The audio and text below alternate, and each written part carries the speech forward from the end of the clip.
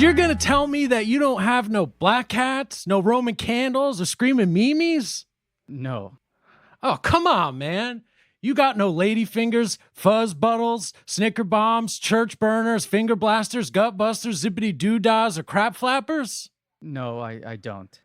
You're gonna stand there owning a fireworks stand and tell me you don't have no whistling bungholes, no spleen splinters, whisker biscuit, honky lighters, hoosker do's, hoosker don'ts, cherry bombs, nipsey daisers, with or without the scooter stick, or one single whistling kitty chaser?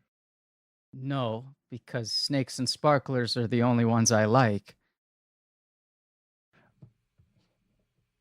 Well, that might be your problem. It's not what you like, it's the podcast. Okay, Ben, right off the bat, I have to ask. You took a real pregnant Big pause. Big breath. before that last line. Were you trying to decide where to place the word podcast in? Yes. Yeah, And I went for the easiest one, but sure. it was dramatic too. Just for Yeah, dramatic effect. And look, you bit off a lot of script there. Well, it felt like a good moment to highlight out of this great movie, Joe Dirt. And I think I would just like right here at the top. Hi, I'm Ben Hosley. Hi, everyone. What is this? You're listening to Blank Check. Oh, With Griffin. Say hi, Griffin. hi, Griffin. And with David, I say hi, David. Hi, David. I don't know. Leave me alone. I just want to take a moment for Sure. everyone, our listeners, to just thank me for really the opportunity to watch this movie. So I'll just pause, and everyone out loud, they can just say thank you, Ben. Oh, you're asking the listeners to thank you for letting them watch this movie. Correct. Yeah. Okay, let's take that pause. All right. Great. So I think we should keep pausing because I think there's probably some applause happening right now. oh, you're right. Actually, okay, let's hold for applause now. Okay, great. Okay. Ben, also, come on. I know you don't usually host the show, but be a little more gracious. You're not going to take a pause for you to say you're welcome? Oh, you're right. Okay. You're welcome. Cool. Great. Oh, that was good. Okay, that was good. That was good. Yeah. Yep. Okay, so I'm doing a Ben's choice. It's been since Stargate, so it's Wow. been since I always try to remember what the last Ben's choice was, and it's always some fucking bananas thing. Yeah. Like, I can't wait for Lincoln Center to do a Ben's Choice retrospective. And those 10 movies put together are going to say a lot. Wait, okay, so Fletch. Yeah, I'm going Right. through 'em. Under Siege 2, Dark Territory. of course. The Man Who Knew Too Little. Who can forget? Impossible. Clifford. Uh-huh. Clifford. Of course. yeah. Wreck-It Ralph and Ralph Breaks the Internet. Sure. I guess you're counting them as Double book feature. 2. Yeah. Okay. Assassin's Creed. Of course. Yeah. Uh-huh. A great movie about a video game that I have since played and like the movie better. Yeah, there's also an interesting theme here because Under Siege 2, a sequel you love to a first movie you've never seen. And you know what I want to say? I want to say this. I recently watched Under Siege 1. Yeah. Maybe we should do it on the show. Maybe. It's not bad. Tommy Lee Jones is really good in it. A Ben blind spotting. I just think it's interesting. We sometimes have called ourselves connoisseurs of context, David. Yeah. Mhm. Ben doesn't need no stinking context. He just likes whatever movie he likes. Sometimes sure the doesn't. less context, the better. Yeah. It's like halfway into the Under Siege 2 episode, we're like, Ben, have you seen Under Siege? You're like, what? No, what is that? Like, it's not even on your radar. David, like, we didn't ask him. We were like, Right. is that what happens in Under Siege 1? And Ben said, like, I don't know. who cares? We assumed. Yeah, well, it's whatever was on TBS or TNT or Comedy Sure. Central, and it was the middle of the day. And I'd watch it with the commercial breaks, like, and then it became my favorite thing, and I'd rent it, and that's just, you know. Just to confirm, the other Ben's choices, of course, were Stargate and now Joe Dirt. So, Griff, that's 9. That's 9. Unless We're I'm forgetting almost one. there. We're almost at there 10. to the 10. Wow, what a rogues gallery. Yeah. But Ben, what is this podcast usually? Usually this is a podcast about filmographies, directors who had massive success, were issued a series of blank checks early on to fund whatever kind of passion projects they want. And sometimes they wait, hold on. Oh, fuck. How could I? Sometimes wow, you made it all the way. Sometimes to the clear. Catchphrase. Yes. Is it clear? Sure. Yes. Yeah. And sometimes they bounce, baby. Perfect. All right. But as David just outlined, about once a year, sometimes if we're lucky twice a year, we let Ben make the choice and pick a movie completely devoid of context.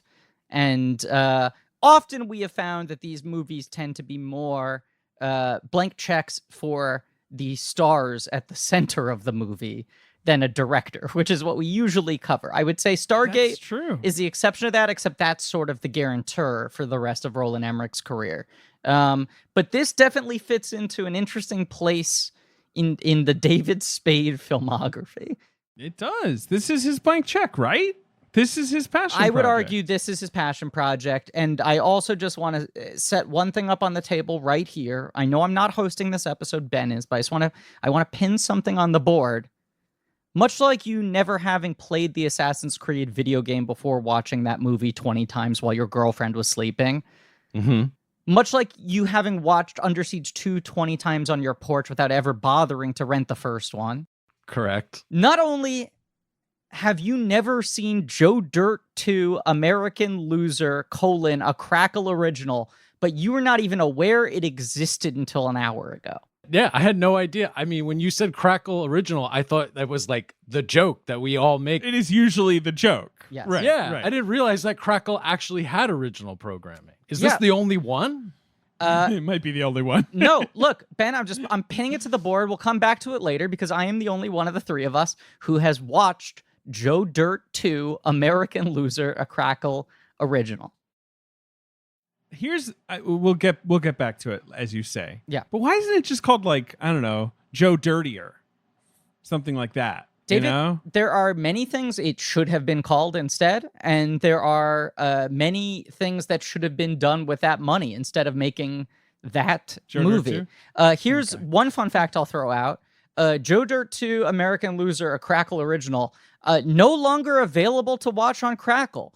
I had decided that I was going to do this, and then 2 hours before this record, I went over to Crackle to throw it on and found that Crackle, which used to be a Sony-owned streaming service, mostly with Sony library titles, of which Joe Dirt is one, and I think is one of their more, was perhaps one of the most watched titles on Crackle, because it's a real Sony cable DVD rental, I don't know, heavyweight.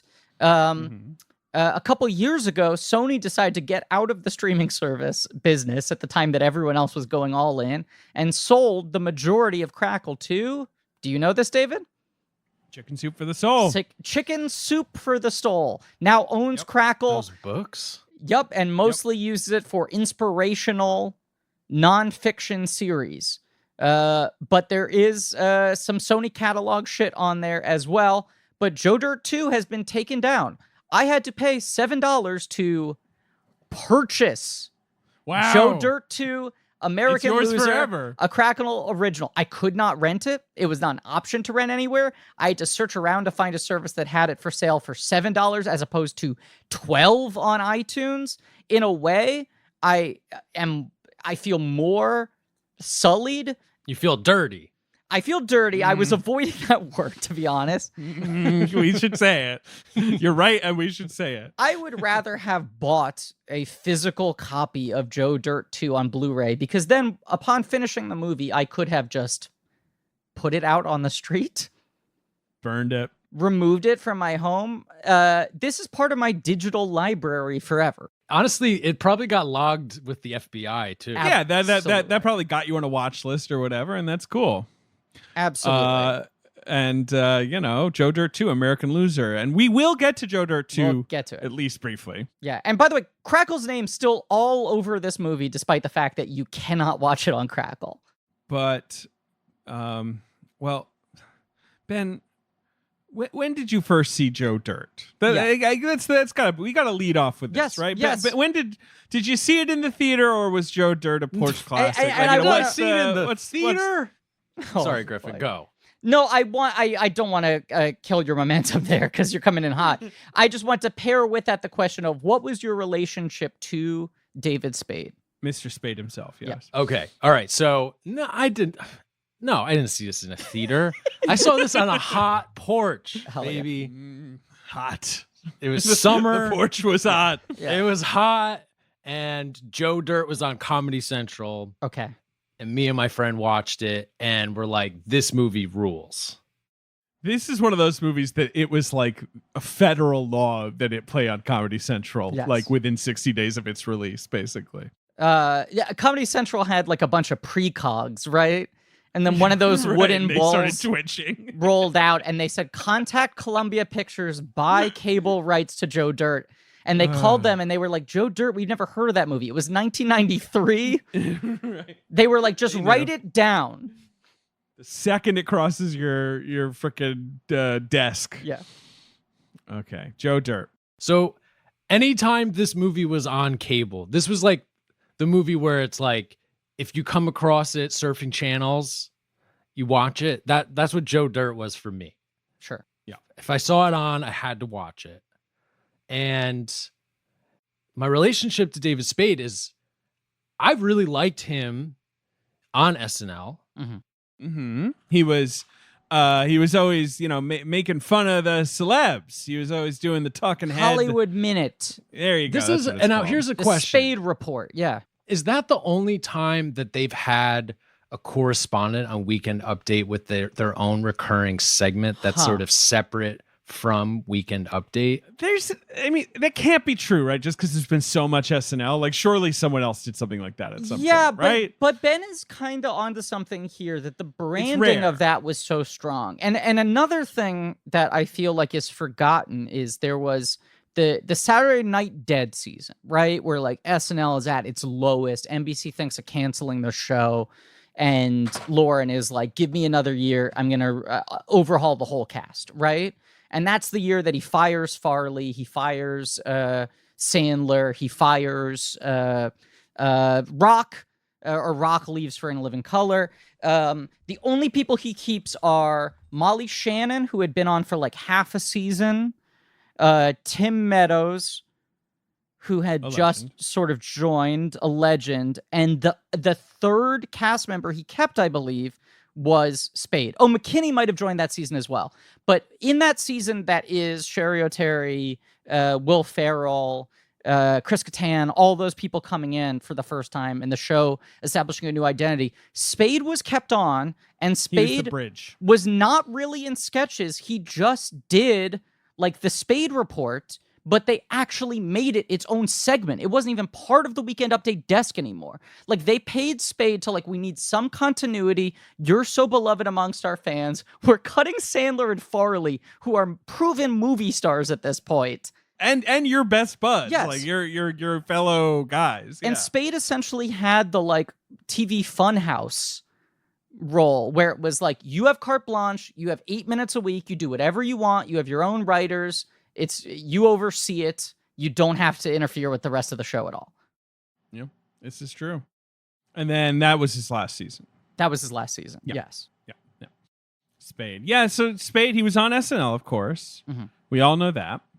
I liked his bye-bye, and K. Of course. That was a classic. That was a good The flight attendant. Right. And I love that you can keep bringing that sketch back. Do you know what I mean? That's what's great about it. Is it's like the early 90s, man. You're not squeezing it dry. You know what I mean? Like, there's just so much to juice. So much juice in that thing. Remember, he would go, and you are, right? He was the receptionist who said, and you are. That's my favorite one. I think that's a great sketch where God comes in at the end. Right. And I would know you from... What is he, like, Dick Clark's receptionist? It's something like that, right? It's some... Yes, yeah. Or maybe it's Jesus at the end. Phil Hartman playing Jesus. Right. Gap Girls was obviously a big one for him. Gap Girls. Yes. Sure. Yeah. But he was a big stand-up. I feel like when you watch videos of all the Happy Madison guys busting each other's balls, which that has been a big comfort spot for me in YouTube in the last 15 months. They all talk about the fact that Spade was the most successful out of all of them as a stand-up. Spade was the only one who got to do Carson. That was like a big point of jealousy between like Sandler and Schneider and Farley and all of them. Spade was kind of the one who had the most heat just as a stand-up. And then he stays on SNL the longest. He becomes this kind of elder statesman. But Spade and Farley do Tommy Boy. Tommy Boy's a hit, and then it becomes one of the 10 biggest home video movies in the history of Paramount. This is the one I had. I mean, Ben, I assume Tommy Boy is just a huge one for you. Am I wrong? Yeah. I mean, you're not wrong. Okay. That was a beloved movie. Yes. Tommy Boy, Griff, I don't know what your opinion is, but Tommy Boy is pretty good. I think Tommy Boy rules. Yeah, I think it's great. Is Tommy Boy the Farley's peak in the for theaters, right? For my money, absolutely. I think that movie is really, really fucking good. Because Black Sheep is one of those movies I've seen like once and is bad. It's kind of a bummer. Black Sheep is like, we need one of these every year. And I believe Black Sheep is one of those cases where they were like, you have 1 week to deliver a script. We start filming. Like, they didn't have a premise yet. It was sort of like Lorne Michaels hired Fred Wolf, who co-writes this movie, Joe Dirt, and directs Joe Dirt 2, American Loser, Crackle original, and was like, you have 1 week to come up with something for Farley and Spade to do. Penelope Spheeris is going to direct it. She had gotten pushed off of Wayne's World 2. Lauren wanted her shepherding something else. And they were like, we film in 8 weeks. There was like nothing. The guys hated it. Spade didn't want to do it. It's a political thing, right? They're running for governor. The Black Sheep brother of Tim Matheson as a gubernatorial candidate, and Spade is brought in to manage him to make sure he doesn't start a controversy before the campaign is over. But Tommy Boy, for what Tommy Boy's got, like it's got like Dennehy. Yeah, it's got that kind of like blue collar stuff. Yes, that I like. Yes. And then it just, what'd you do? It's funny. Yeah, Aykroyd is fucking great as the villain in that movie. Aykroyd's good. That's the start of Rob Lowe playing comedy asshole, kind of like Rob owning Lowe. His persona, right? Or I guess that and Wayne's World are like back to back. They're the same years, or right? whatever. But, yeah, they're close. Yes, but yes, that movie is big. Then Black Sheep is a flop, and both guys kind of disown it. And then it sort of feels like that killed the buzz of the Farley Spade comedy duo thing. And then of course Chris Farley dies. Sure. In 97. So that really killed it. My point is the movie right after that, Farley goes and does like 2 movies by himself. He does, which sucks. But like, don't you think if Farley had lived, a few years later, they probably would have done a little comeback one, right? You know, like because especially as you say, Tommy Boy just endured that thing. Just lived and lived. So it's up there with Dumb and Dumber, right? Yes. It's like really got a legacy of that era as a comedy. I might like it better than Dumb and Dumber. I like it more than Dumb and Dumber. It's not a good movie. Yeah. I mean, I've seen Dumb and Dumber like twice. I got to be honest. I also think there is a genuine. I'm sorry, Ben. I'm so sorry. It was never my movie. I like it. It just was never my movie. It's okay. It's fine. I prefer Tommy Boy as well. I think Tommy Boy has like a real, genuine, earned sweetness to it, like an actual sentiment that comes from that movie taps into the innate sweetness of Farley, which he hadn't really gotten to use that much on SNL. It felt like it was setting a model for how he could be a movie star. I think every Farley starring vehicle after that removes that element. But that's the thing. It's like Farley was so obsessed with being Belushi, and everyone talks about that, right? Like that was his idol. But like Farley is like more John Candy. Like that's his, he's the sweet guy that you kind of feel for, even though he can. Thing. Yeah. I mean, that's what's smart about Tommy Boy is it taps into the Chris Farley show energy. I don't think I've ever seen. Ben, have you seen Beverly Hills Ninja? Yes. What kind of question is that? Why would you waste the breath asking that? Yes, I have. I think I have seen Almost Heroes, although I can't say I remember it. That's the but one I feel released like that after his death. Yeah. Right, with Perry. I feel like I saw any movie with like a Friends cast member when I was directed 12 by years old. Christopher You know what I mean? Guest. That movie is like a disaster. Yeah, stinks, right. I can't. I think I've seen it, but I cannot remember a single thing about it. But this is all I'm trying to set up here. Farley goes off, makes two things after that, obviously dies shortly thereafter, but the two movies he does without Spade also don't recapture the magic of Tommy Boy, right? And none of them do as well as Tommy Boy. Then Spade's in trouble. Right, so Farley dies. Spade's in trouble because it's like, well, he had this thing that worked so well in Tommy Boy. That's his perfect use as a movie star. That movie also taps into the sort of vulnerability behind the snarkiness of Spade, right? I think Tommy Boy's the one that gets that right, where it's like, it's defensive. He's a stick in the mud. Yeah, and he needs to loosen up. It's true. That's the perfect use of him. He's an insecure guy. You know, it taps into the emotionality at the core of it. But like, yeah, I'm looking at Spade's post. So Senseless before that, the Marlon Wayans movie, also directed by Spheris. Yeah. Lost and Found, which is like a huge bomb, right? Like that's that's like a movie that actually cost money and grossed like 5 cents. Right. Sophie Marceau, is that Lost and Found? Yes.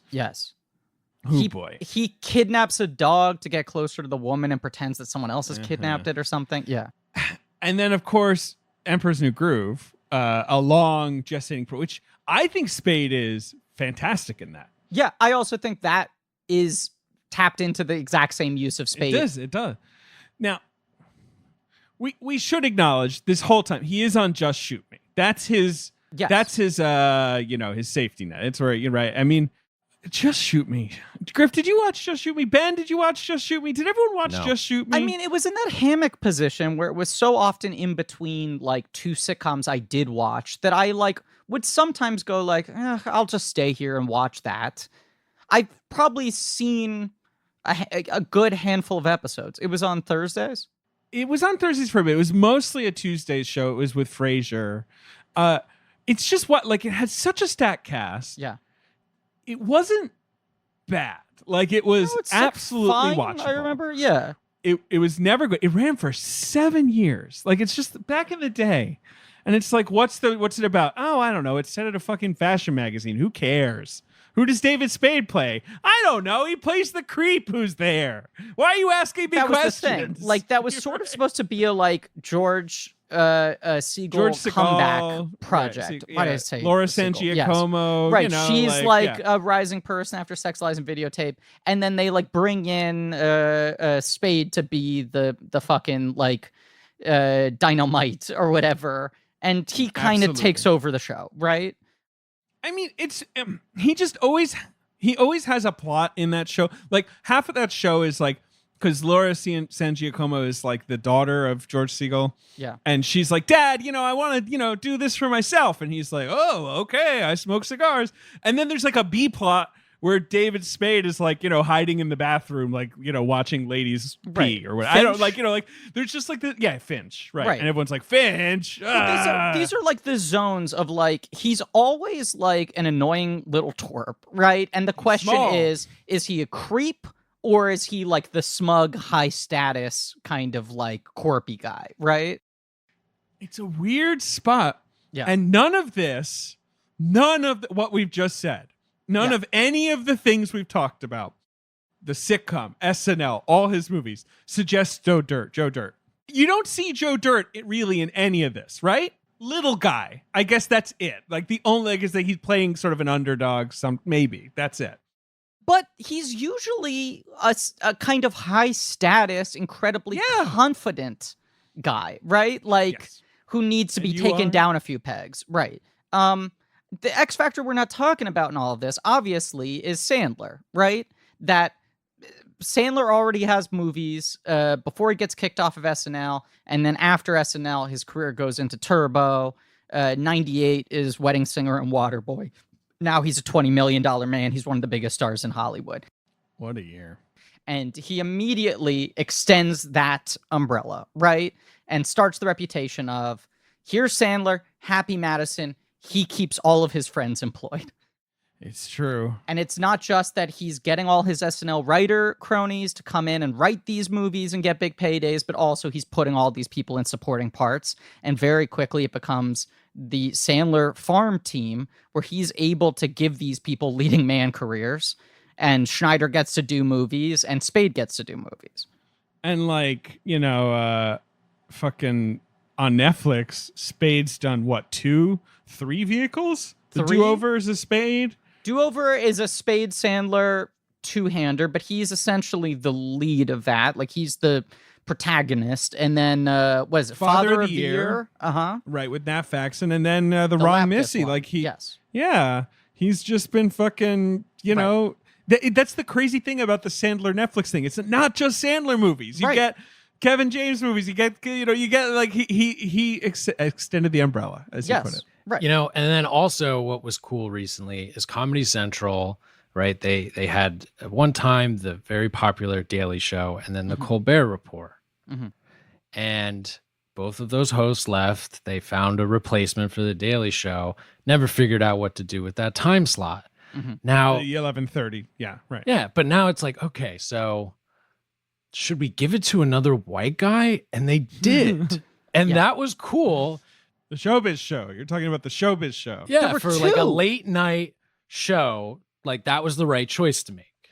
I just want to remind you, twice in the last decade, Comedy Central gave him the bite at the apple. There was the Showbiz Show, which was him doing Hollywood Minute for an entire 30 minutes. Oh, right. Okay. I didn't even know about this. And then the more recent one was Lights Out. Oh, yeah. Where he's like sexy and suave or some shit. Like, but it's also sort of sleazy. Him doing his comedy Dick Cavett. Like, it's just loose, unstructured conversation with old buddies of mine.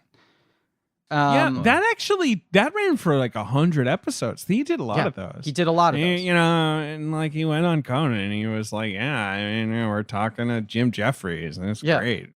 He has done so much fucking TV. If you look at the fact that he did 7 seasons of Just Shoot Me, he did 100 episodes of Rules of Engagement on CBS. Oh, never forget Rules of Engagement. Jesus Christ, I forgot about that. Another show where he's like, I don't need to be the guy. Warburton's the lead. I'll be the twerp. I'll be the horny best friend. He's the horny best friend. Then he was the guy they added to 8 Simple Rules for Dating My Teenage Daughter after John Ritter died. Yep. And he did like 2 seasons of that. And then 2 different Comedy Central talk shows. He's unkillable. And I'm not saying that he needs to be killed. I sort of appreciate David Spade just kind of floating around forever. That's fine. As do I. But it is funny that he's like, yeah, I don't know. He's just still there in his mid-50s. Kind of looks the same. A little worse for wear. David, you say that, but you say that he looks the same, but you also have not watched Joe Dirt 2 Beautiful Loser, a Crackle original. I might dispute that. Watching them back to back. Yeah, okay. There is a difference. Yeah, I mean, I'm trying to think, like, what's a recent... I mean, he's, like, in some of the... I've seen some of those Sandler movies, so I've seen, I never watched Lights Out with David Spade. He's in The Grown-Ups, obviously. He is Griffin, the Invisible Man, the Hotel Transylvania franchise. Yeah, that's a good performance. A character that has recently been the center of much controversy. Do you know about this? Yes, that... Here, let me see if I can explain it quickly. See if you could get the image. Have you watched the HT4 trailer yet, Ben? No. Okay, this is a real controversy. Like, people are genuinely angry about this. I just want to make that clear before David explains this. There's some subset of Hotel Transylvania fans. They mostly seem to be girls who grew up with these movies, like as a child or teenager. Like younger females. Who, for whatever reason, assumed that the Invisible Man in these movies was a stone cold hottie, right? And here, I'm going to put this tweet in the chat. This is a character who you never see in the movies. He's represented by a floating pair of horn-rimmed glasses. He's voiced by David Spade. We all know what David Spade looks like. And people went bananas because the twist in Hotel Transylvania 4 is all the monsters turn into real people. And so he becomes visible. Well, they all like swap powers or whatever, right? Yeah, whatever. No, they turn into humans. They lose their powers. Okay, they just turn into humans. Okay, and so so you see the Invisible Man for a second, and he looks like a dumpy kind of middle-aged guy with glasses. He's dorky, you know, which is what I would have assumed. Absolutely. But apparently, this is shocking information. Right. I will say I do like that this person who tweeted it eventually replied with, "Please stop liking and retweeting this. I don't want this to be my legacy." But like, yeah, right, you're tweeting. Which I sympathize. You shared with Ben the tweet, Ben, and you've seen the image now of what he looks like? I have. Yeah. He looks like Larry Fine from the Three Stooges. Yeah, exactly. Yep. But with like more of a like sausage schnoz. And a dad bod. Yeah. Here's a collection of many tweets of people losing their minds. I was going to ask you to read this. Yeah. I'm not going to read all of them. Oh, I want to read some of them. I just think these are in all caps. If I could just quickly read some of these. He was supposed to be hot. No. From someone with a Phoebe Bridgers avatar. True. Exactly. Like, I'm feeling so sick. That's what I was thirsting over. 3 crying emojis.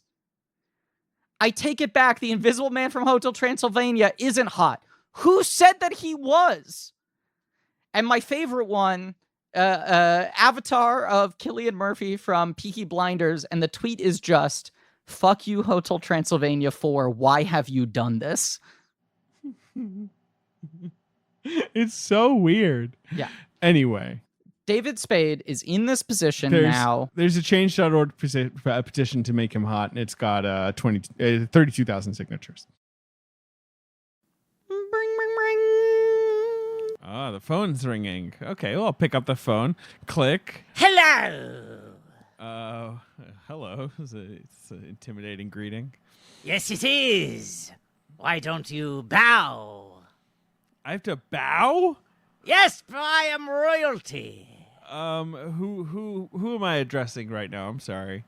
You are addressing, of course, the great Lord VPN. Lord VPN? I don't know who that is. I'm sorry. I am the Lord of VPNs. Okay, like a VPN. That's in an internet thing. That's a virtual private network. It basically makes the data you're using on the internet. It makes it more private. So well, that's what they say. But I, of course, am the Lord of the virtual private networks, which means I can see all of it. What's your question? What's this? There's a Lord of VPN. This is just not something I'm aware of. Well, you should read up then. I am the Lord of VPNs. It means that you think your virtual network is private, but it's not. It's not because I control all of it, except I should admit I have one weakness. I have one kryptonite. You have one that slipped through your net that you can't look at. NordVPN. Okay. So NordVPN. So this is just that Nord sounds like Lord, and that's my what's foil, going on right my now. arch enemy. But the information will all be mine unless users know to use NordVPN. And thank God there's nothing to encourage them to use NordVPN. Well, NordVPN, which is a good VPN service that gets you a nice encrypted tunnel for your online traffic. You know, if you're on some public Wi-Fi, it's going to give you peace of mind. It'll secure your personal information. Right. I know this, and they're my arch enemy, and they're the only network private enough to get out of my view. But why are you even getting into this? Well, let me just give you a website to check out. It's https://nordvpn.com/blank-check. What? That's right. Well, because there's a discount code over at NordVPN, blank-check, one word, that's going to get you 66% off their 2-year plan, plus 1 month for free. This equates to $396 a month for NordVPN in the U.S., okay? And if you're not satisfied, there's a 30-day money-back guaranteed. So, you're a big lord and you're royalty and you can see everything, but, for the price of a cup of coffee a month, basically, our listeners could be protected from you. What do you think of that? If I didn't know better, I would say this sounds like a personal endorsement. They're sponsoring the show over at nordvpn.com, /blank-check. God damn it, this happens every time. It happens every time that you cruise into podcasts bragging about your, like, you know, how you can Infinite see everything, reach. right? Yes. And then you admit, apart from NordVPN. Right. And then it just so happens that day when I happen to be calling into that random podcast, NordVPN has beat me to the punch, and they are in fact sponsoring that episode. This happens. You would not believe how many times this has happened. Well, stop calling podcasts. And if you're so all-seeing, you should probably, anticipate some of this stuff. But NordVPN, well, you're not the lord of me, so don't tell me what to do. It's very fast and reliable. It's very safe. You can put it on your phone. You can put it on your computer, and I I feel cheap. so foolish right now. Well, sorry, Lord VPN. Yeah, you have to tell them it's cheap. Really? Do you really have to tell them it's cheap? 66% off their 2-year plan. That's a huge discount. Sometimes I know. we do these ad reads, and it's like, it's fine. It's 10% off, 15%. 66% off is pretty good. You don't think that I wish that my archenemy was prohibitively expensive? You don't think that's a thing that keeps me up at night? People could just log on to UK Netflix, watch the extended cuts of Coogan and Bryden's The Trip. Right, you could watch, the Bobby Robson documentary. That's the last thing I remember watching on British Netflix. Anyway, NordVPN. And I can't do anything about it. NordVPN.com/blank check. I'm sorry, Lord. I spent half this ad read wondering if you were like a Voldemort reference or something. I couldn't really figure it out, but anyway, it's good to chat. I feel like it's a pretty short goddamn walk. Well, that's the thing. It was too short. I was like, it can't just be that. No, it was just that. It just sounds like Lord. I get it. But I'm going to hang up on you now. VPN. Okay. Yeah. All right. NordVPN.com/blank check. Bye. Fool. That guy was a fool. You know what? I usually try not to weigh in when people call in and interrupt our ad read. That guy was a fucking idiot. That guy really came in hot. With no reason. In the early 2000s, Sandler is clearly throwing the ball to his buddies and going, yeah, I can get anything you want made. What's your thing? And Schneider goes like, I don't know. I'm a gigolo. I don't know. I turn into a thing. Gigolo. Right. I'm an animal. I'm like a hot chick. And David Spade comes to the table with this. That is what's most interesting about this movie, is it is so outside, as you said, everything David Spade had established to be his persona up until this point in time. And it's a weirdly kind of earnest film. It is. And also, I'm pretty sure he's not from the South. He is from Arizona. He's from Arizona. He is kind of right. I think he is kind of like a proud sort of dirtbag, right? Like he grew up pretty poor. He grew up like in poverty with a single mother. His brother obviously goes on to become his brother Andy Spade was married to the late Kate Spade and built that brand with her and now runs a bunch of different like high thread count men's lifestyle brands. Oh shit. That's true. I did not know that. Okay. Yes. But right. They both grew up very, very poor with a single mother. And then David Spade becomes this like, snarky defensive comedian. And Andy Spade becomes like I'm like finely burnished leather goods man. And yeah, this is a movie that Fred Wolf first wrote with Matt Piedmont. So those are two SNL guys. And then Spade comes aboard and rewrites it with Wolf. Those are the two credited writers. It was going to be called The Adventures of Joe Dirt. And yeah, it's Sandler. It was initially at Warner Brothers. Yeah. And Sandler, who is, of course, the king of Columbia, has them pick it up. And, $15 million. They hire Denny Gordon, who is a TV director mostly. But like a very high-class TV director. Like one of the most in-demand TV directors who works on everything.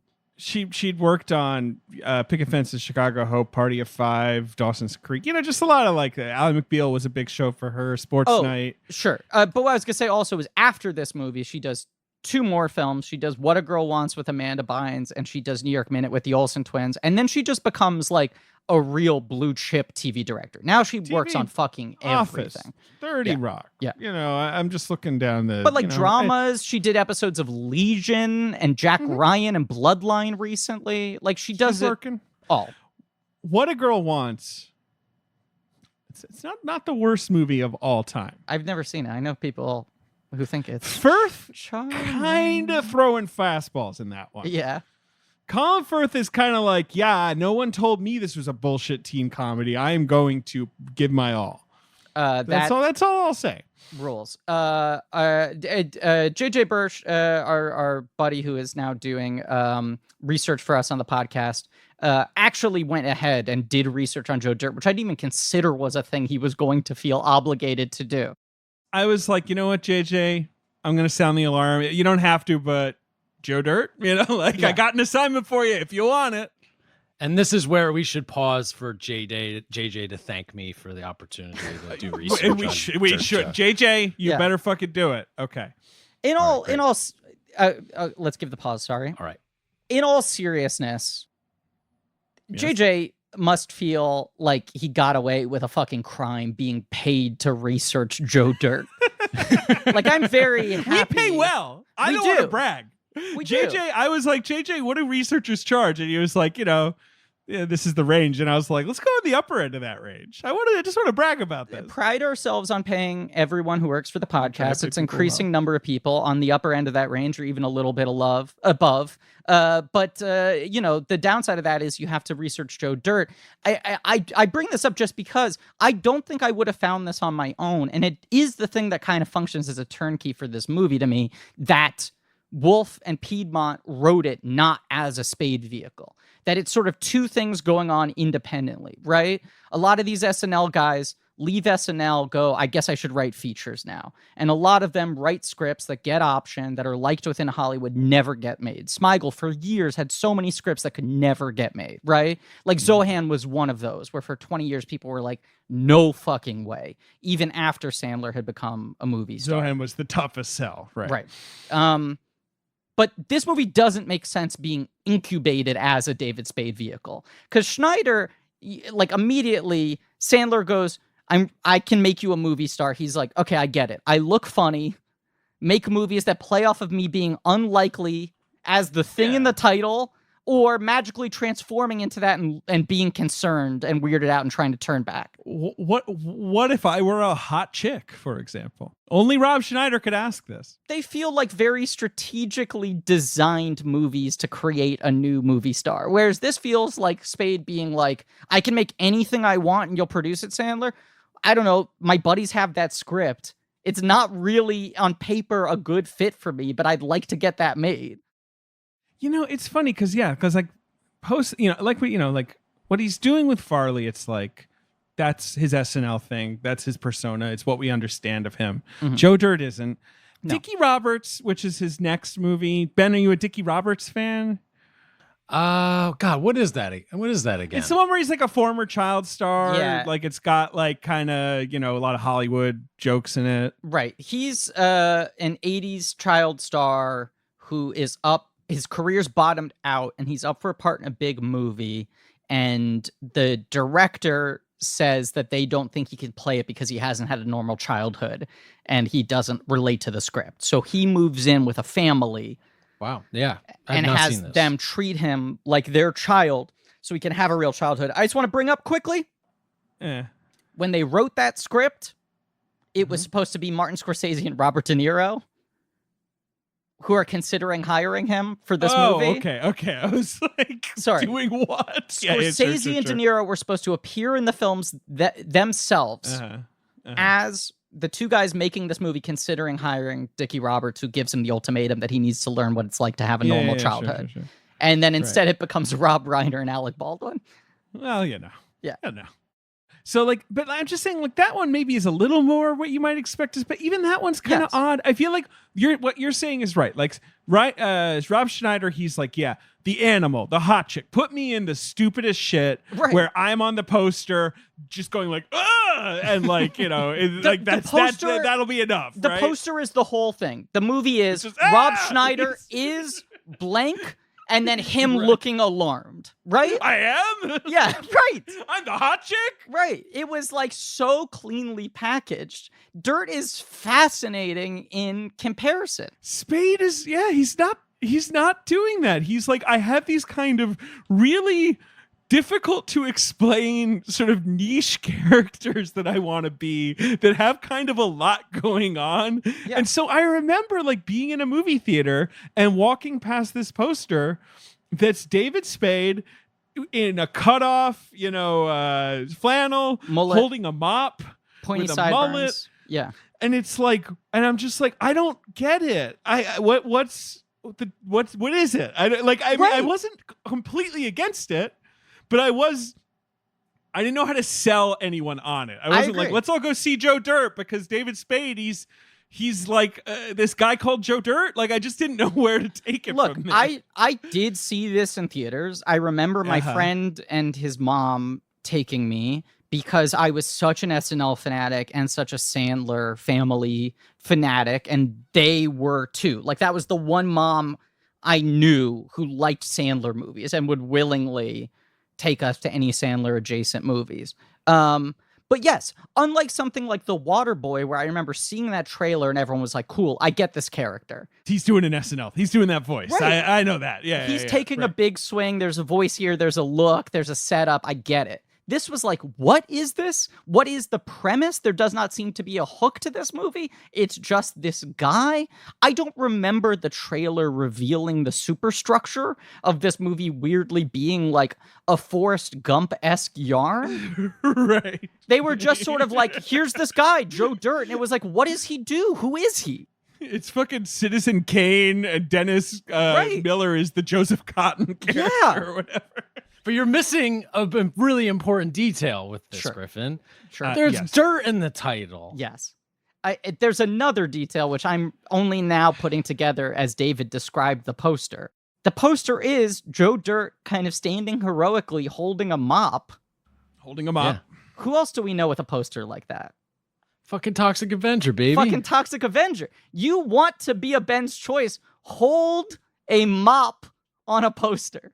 Yes. He does famously hold a mop. I'm always pushing characters holding mops. Yeah.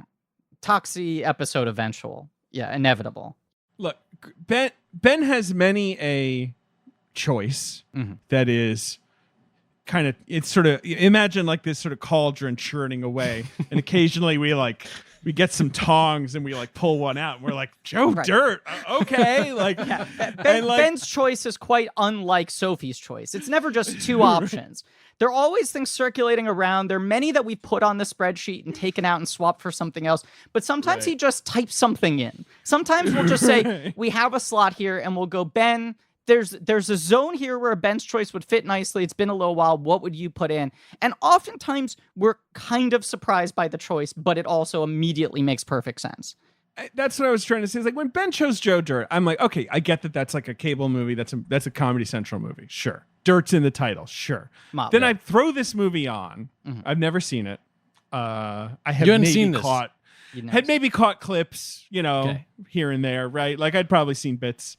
You're welcome. And like, thank you. And like the first, it's like he's driving a car with a chain steering wheel. He's attaching bottle rockets to a cow's tail. I was like, I see. This is like a quadrant of Ben's personality. Well, I mean, not a slice. David, your text was just at 11:41 a.m. This movie is a Hosley manifesto.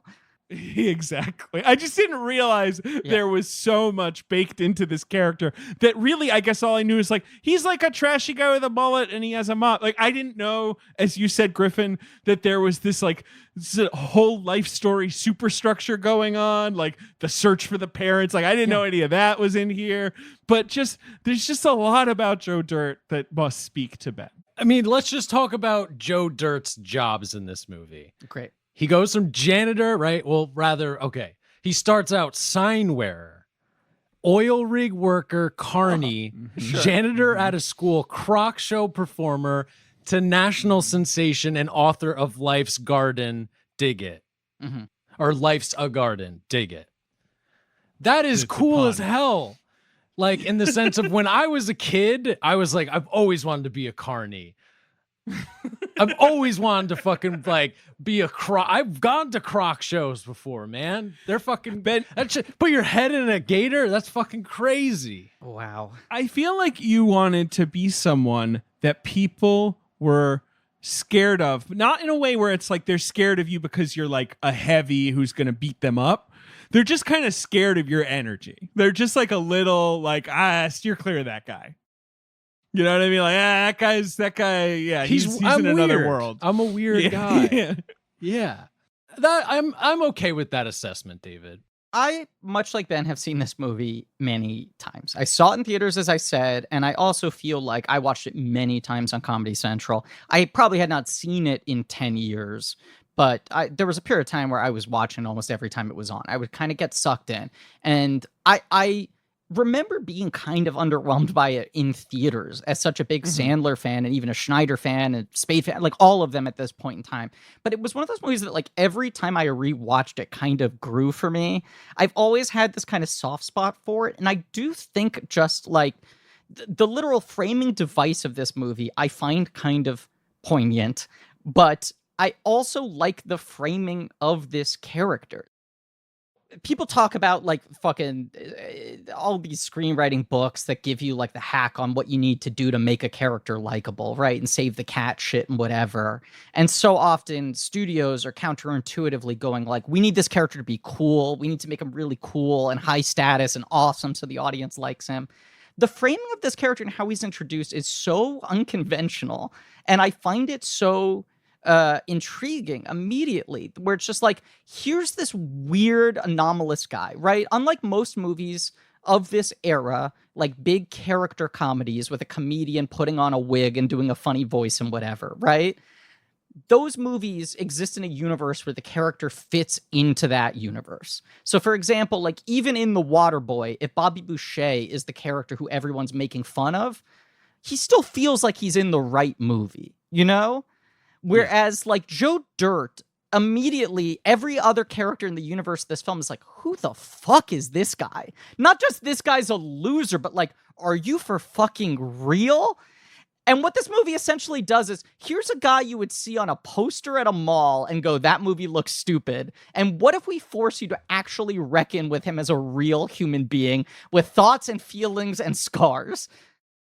That's the thing, Griffin. I think that's why you were underwhelmed by it as how old would you have been in 2001? Like a 12-year-old. As just a joke delivery system, as a series of gross out gags, whatever, it's lacking.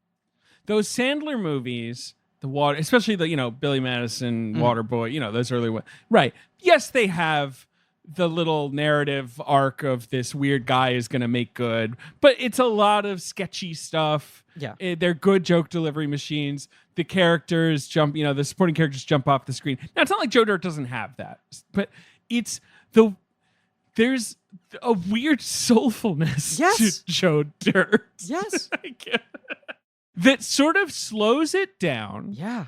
And I will say, this is not a movie I thought was like a masterpiece. I'm sorry. But like, there were things like, it's pretty good. My mind wandered at times because it's not going for like bam, bam, bam, bam, bam.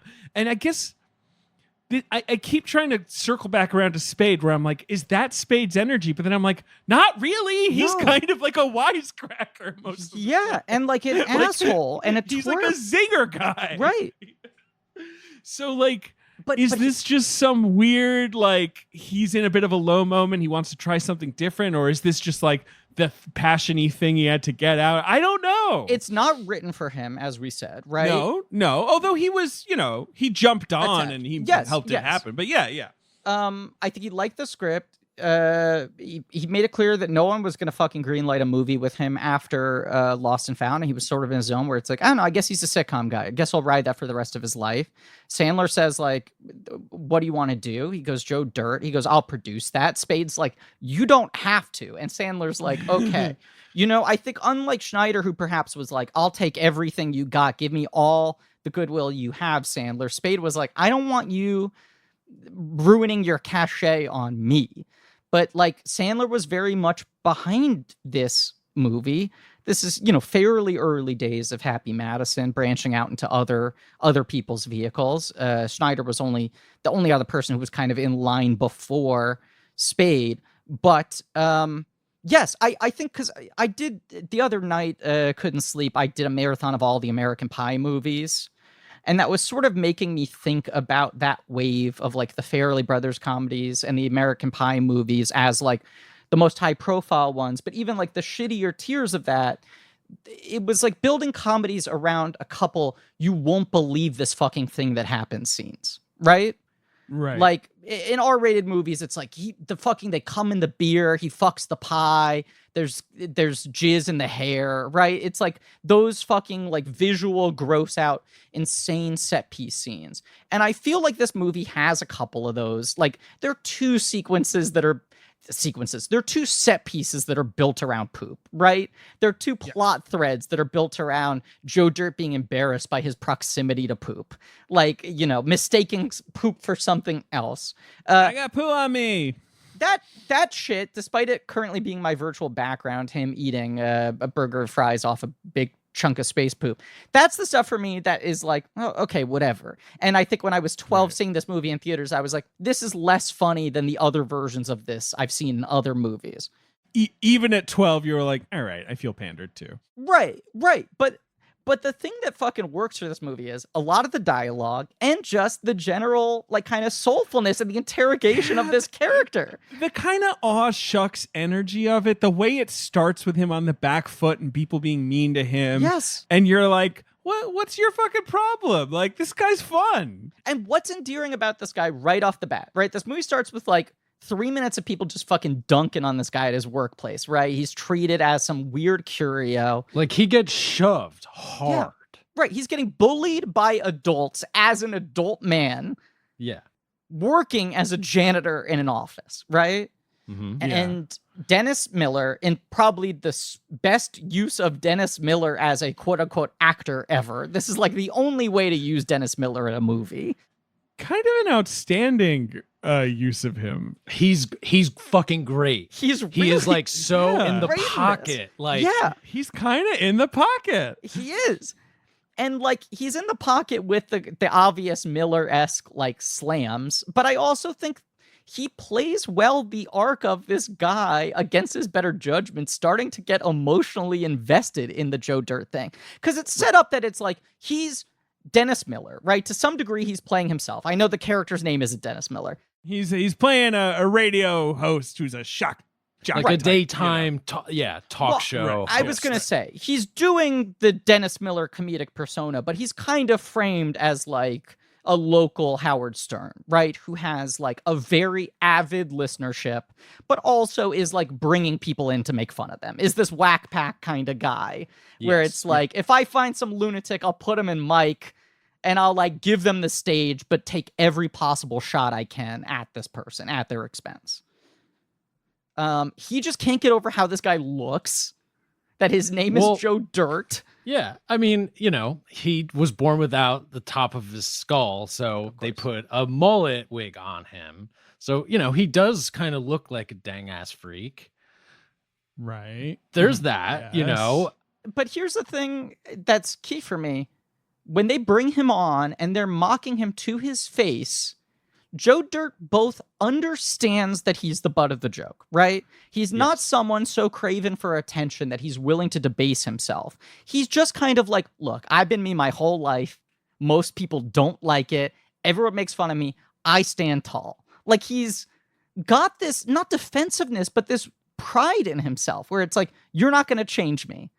I understand. I'm hip to it. I get that you're poking fun, but like, I'm not hiding it. You know, there's a weird kind of like, I don't know, stoicness to his sense of self. Yeah, well, it's also he knows who he is. Yeah. And he's like, you're going to learn how hard of a life he's had. He lived in the woods by himself for many years. So he's gone so far. It's like, he's like, I've lived through it. Whatever you say, it's like, I've already had to go through so much adversity and you can't hurt me, you know, like there is something about his persona that, I know what you're saying. It's Griff. the you can't hurt me thing. And I think like, this is another thing. I can't believe I'm saying this, but I think Dennis Miller plays well is that a lot of, before he gets emotionally invested in this guy, he immediately has this kind of perverse respect for the guy, that the guy like can just take it, you know? Right. Because they're giving it to him, right? And yeah, exactly. Right. So he starts saying like, "What's your fucking deal, man? What's your story, Joe Dirt? Right. Tell me what's up." I'm going to now read. Okay. Go ahead, Ben. Go ahead. What were you going to do? Well, please. Just this quote that JJ dug up about the origins of the character. This is from Teen Tribute. JJ, he goes deep sometimes. I like it. Yeah. I just like this quote because this seems to, he's a compilation of a bunch of guys I met growing up. You see him at hockey games, at NASCAR, monster truck rallies, at the 7-Eleven. He's a guy cruising along, puffed up a little bit, arms out, thinks he's tough, not much going on. I find those guys funny. So it was like, let's make the best, weirdest version we can think of and make him a nice guy. Huge. You know what I mean? Like, this is the thing that JJ says, like in all the interviews, he's like, I wanted him to be nice because that's not something I'd done before. Like, everyone thinks of me as only being a smarmy guy. And also probably to a degree, Lost and Found was like the worst overcorrection of too much smarm and then right. Too much creep, too just much. Shoot me, he's just a creep. Too horny. Right. But I have to read that. This is the most Ben Hosley quote. Oh my God.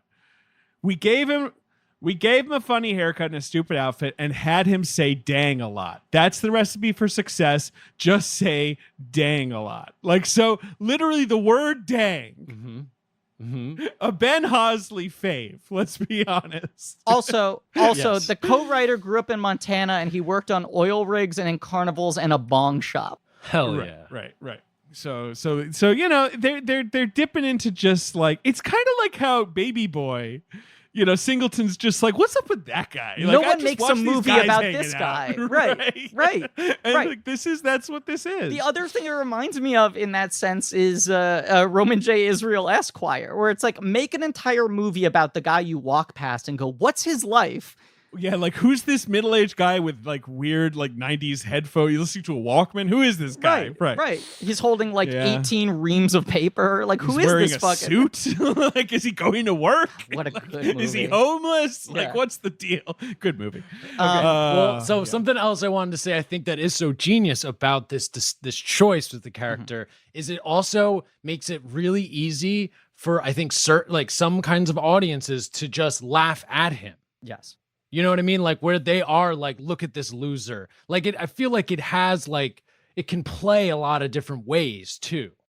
Yeah, but I think the trick the movie's trying to pull is the thing that ends up being the arc of the movie of like, you start getting this like Truman Show-esque menagerie of watching different groups of people huddled around the radio, just like on the edge of their seats, totally invested in the saga of Joe Dirt.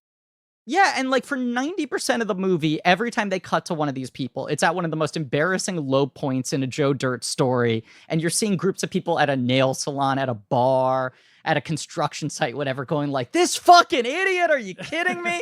Like, they're just like clowning on him. Like, everyone is laughing at him. And then, not to jump ahead, but there's this turn where everyone is like... Jump ahead. But by the way, jump ahead. No.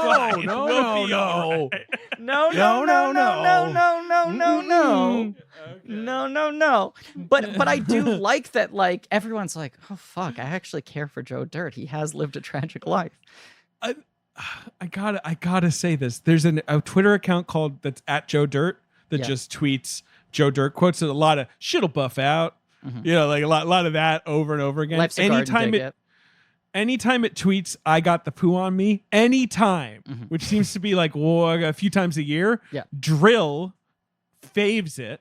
Yeah. And it's the only tweets that Drill faves. You can look at if Drill's you go look likes. At famed Twitter account Drill's likes. They're only Joe Dirt poop tweets. From 2012 all the way to 2018. They're all, yes, I got poo on me. Anyway, I got the poo on me. Joe Dirt. Joe Dirt. God. David! Yeah. David! Oh, we're just going right to it. Yes, Griffin. Bombas! Why beat around the bush? Bombas. Here's the thing. Some ads you kind of got to tiptoe up to, right? Yeah, you gotta lay out a runway. Right? Like that kind of tiptoeing? Sure. Not Bombas. Bombas, you slip on a nice pair of Bombas socks, you slide into an ad read. You know what I'm saying? Tom Cruise risky business style. You slide into an ad read. But, they have some good traction, those socks. Especially the Bombas Performance socks, which we're talking about today, right? They've got all those regular Bombas innovations, sure. and they add this special Hex-Tech performance technology. So, they got the moisture-wicking yarn, the temperature-regulating vents. They've got a little pillow tab that saves you from blisters. They got an arch-hugging system. They got an extra layer of cushiony comfort on the bottom. David, do you know from these? I'm looking at a sort of a sock with like a yellow padding on the bottom there. That's not padding, that's gripping. These are Bombas gripper socks. I thought, let me hit the streets in these things. These things, here's what I like about them, okay? They're the anti-Tom Cruise socks. You won't be sliding like Giffield. If you're like me, walking around your apartment, not wanting to wear shoes most of the time, barely going outdoors, sure. You put these things on, you got a good grip. Got a good grip, and they come in different styles. You can optimize performance, keep you comfortable no matter how you're doing. And of course, like all their socks, for every pair of Bombas Performance socks you buy, they donate a pair to someone in need. They've donated over 45 million pairs so far. It's a lot. It's a lot. Maybe some of them are these gripper socks, which are really fun, and they're fun to touch. They're fun to wear, and they're fun to walk on, but it's nice to touch the bottom of my feet because it makes me feel like it's an alien foot. Right. You like the texture. Well, that's good. Look, listen, if you go to bombas.com/check today, you'll get 20% off your first order. That's Bombas, BOMBAS, bombas.com/check for 20% off. Bombas.com/check. We love them. We love them, and we should mention that, of course, they are a Shark Tank product, and they are the highest selling Shark Tank product in the history of that show. You insist on mentioning that every single time. It was a huge deal for Damon. Right. Bombas. He starts out, he's played by Dewey from Malcolm in the Middle as a little boy. Oh, yeah, my God. Eric Pear Sullivan? Is that his name? Yeah. Eric Pear Sullivan? Yeah, what a funny name, that guy. Yeah. Whatever happened to that guy? Eric Pear Sullivan. He still works. I did an audition with him years ago. Huh. He's 30 years old now. Yeah. I don't know. He hasn't done a movie since 12, the Joel Schumacher movie, which you definitely auditioned for. No, that's the one. He beat you out. No, we did a chemistry test together, and then he got hired, and I didn't. But I auditioned with him, which was nice. Sweet dude. A couple years where he was everywhere. Yeah, he was funny. He's a cute kid.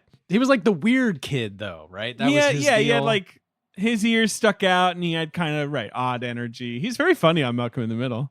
But he's got a whole chunk of movie here where it's little boy Joe Dirt, as you said. He was born without the top of his skull, so his mama put this mullet wig on him, and then as he grew, the wig fused into his skull, and now he cannot remove it. An incredible detail. A funny joke. His parents leave him at, or rather, they lose him at the Grand Canyon, as we think at the beginning of the movie. That is his understanding. He gets lost at the Grand Canyon and then is now on his own as a kid. And I will say I'd never seen this movie before. I assumed that he had been left behind. Right? Like it's kind of he's obviously not, like, this isn't a Home Alone thing. He's being abandoned. I know he's going to take a long time to learn that, but I sort of there's no there's helicopters. There's no sirens. There's no floodlights. No one's searching for him. But this is like another Ben Hosley archetype, I feel like, which is hobo kid. Yes. Yeah, absolutely. sure. A little urchin. Now, this is jumping ahead a little bit, which, no, we're not going to do. We'll jump back. But I just want to say this before I forget, because this was not included in JJ's notes. I found one thing that he was not able to find. JJ is fucking embarrassed right now after having 36-ish hours to turn this around. Yes. Yeah, what'd you find? I just sent a link to you guys, a photo. Mm-hmm. This film originally stunt casted Joe Dirt's parents in the movie. Wow. They are played by Caroline Aaron, Nora Ephron stock company favorite, and Fred Ward in a good one-scene performance. But do you recognize the two people in this picture? Well, we got Busey as the dad. Yeah. Yes. He's wearing a cutoff flannel now. Who is this as the mom? Roseanne Barr. Oh my God. Wow, What? it's Roseanne. Spade really wanted Roseanne. She agreed, but with a ton of demands, kept on demanding rewrites, reschedules. They kept on pushing it back, her filming. Because of that, she shows up on set, she starts doing the part, and then she quits. Yeah.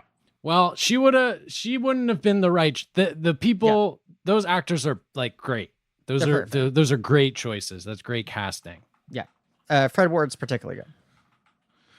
I mean, even just looking at this photo, it looks so broad, like what both of them are doing, and it's so stunt casting. Whereas I feel like Caroline Aaron and Fred Ward play it pretty straight, which you need to, because that scene is just kind of depressing.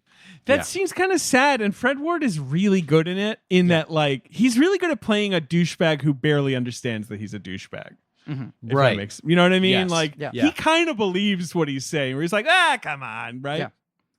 But yes, Roseanne and Gary Busey shot, then Roseanne quit, and rather than trying to talk her back into coming back and finishing, she just said, fuck it, and reshot it.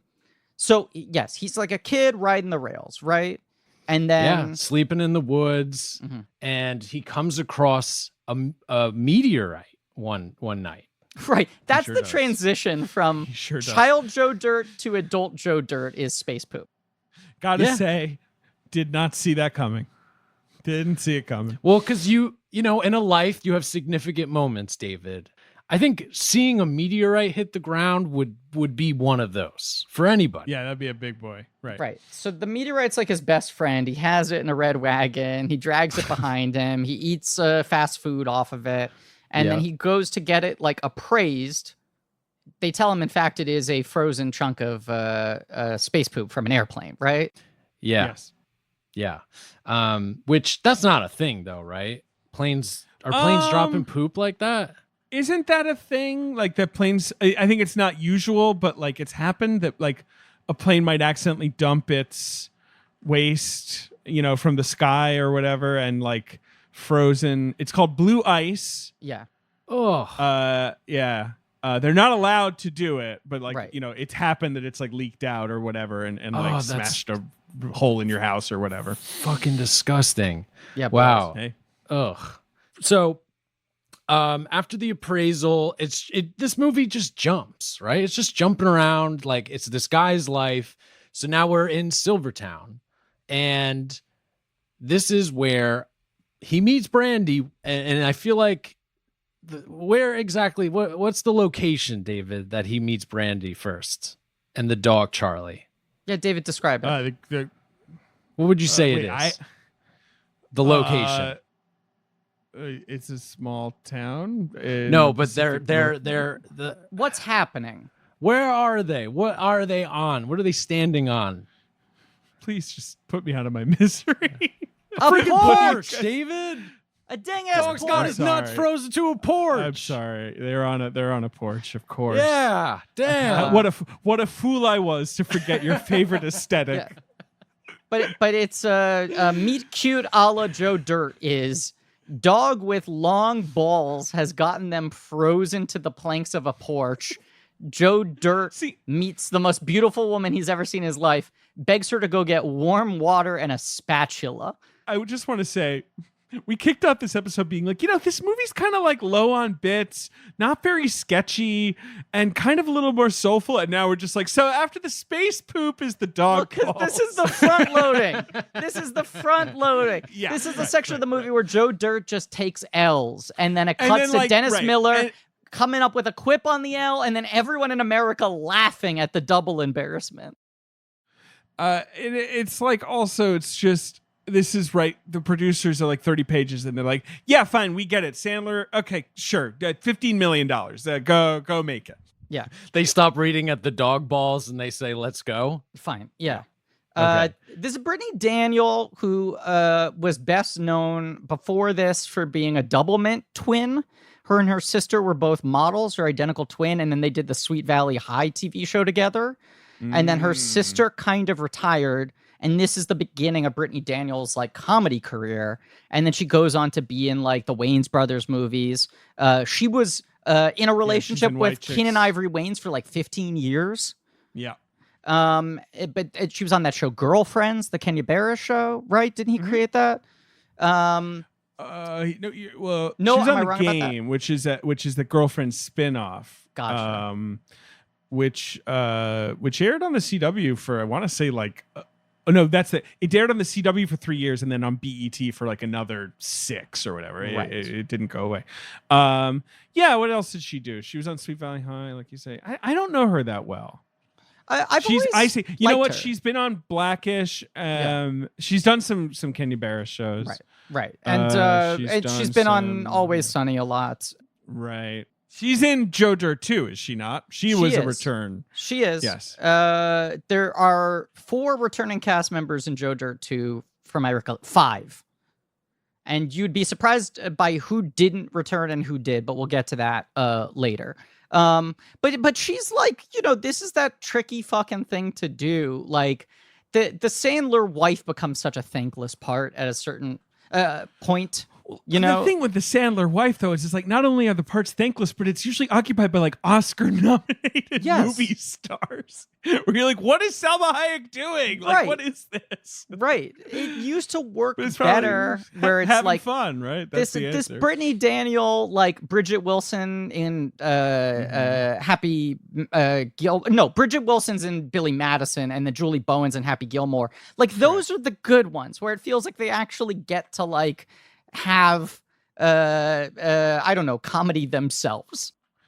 Yeah, more sitcom energy, not like what's this movie star doing, like sizzling up the screen, going like, "Oh, come on, you did a thing that's there's a deer," I think those parts, once they become Oscar actresses, start to feel more like the According to Jim wife. Whereas, like, the 3 I just mentioned, I feel like push back against their heroes a little more, but also have, like, a genuine, dare I say it again, sweetness to them. They're sweet, but also, like, they're kind of just there to play. Like, Julie Bowen rules in Happy Gilmore. She's there to have fun. Like, obviously she's playing kind of the straight man, but, like, she busts balls. She's got jokes. Like, anyway. Brittany Daniels, she's all right. I don't know. Like, Jamie Presley, I feel like, is probably more the breakout female character. You have to imagine this directly leads to My Name is Earl. That she doesn't get cast in My Name is Earl if not for this. Her masterpiece. I mean, that is a wonderful performance. She won an Emmy for it. I mean, I know this is hacky. Say it. When Jamie Presley appeared in this movie, I truly, for a second, Googled that to make sure that it was her, because I saw her and I was like, that's Jamie Presley. And there was something in the back of my mind that's like, are you sure that's not Margot Robbie? They look exactly the same. It's pretty wild. It's pretty wild. They look like, I mean, and obviously I know Margot Robbie's like a good 10 years younger, right? And that's why it's not Margot Robbie. I know Margot Robbie's age is a slightly controversial topic. Sure. But she's certainly not in her 40s. Like, she's not Jamie Presley's age. So I was like, okay, there's no way that Margot Robbie, an Australian teenager or whatever, was in Joe Dirt, but it looks just like Margot Robbie. Well, like Jamie Presley at this point 25 in time or whatever. Is the age roughly that Margot Robbie has been in movies. Yes, I agree. There's that weird, like, Margot Robbie, Samara Weaving, Jamie Presley, and then there's I think the girl on Sex Education, where people make the grid of the 4 of them. They look very similar. Right. You're talking about I don't fucking know. Amy Lou Wood, is that her? No, I don't know. I'm just looking at Emma Mackey. Yes, Emma Mackey. Oh, she looks like. Oh, she does look like. They could all play the same character 5 years apart from each other. Right. Yeah. Right. If you ever needed that done. Yes.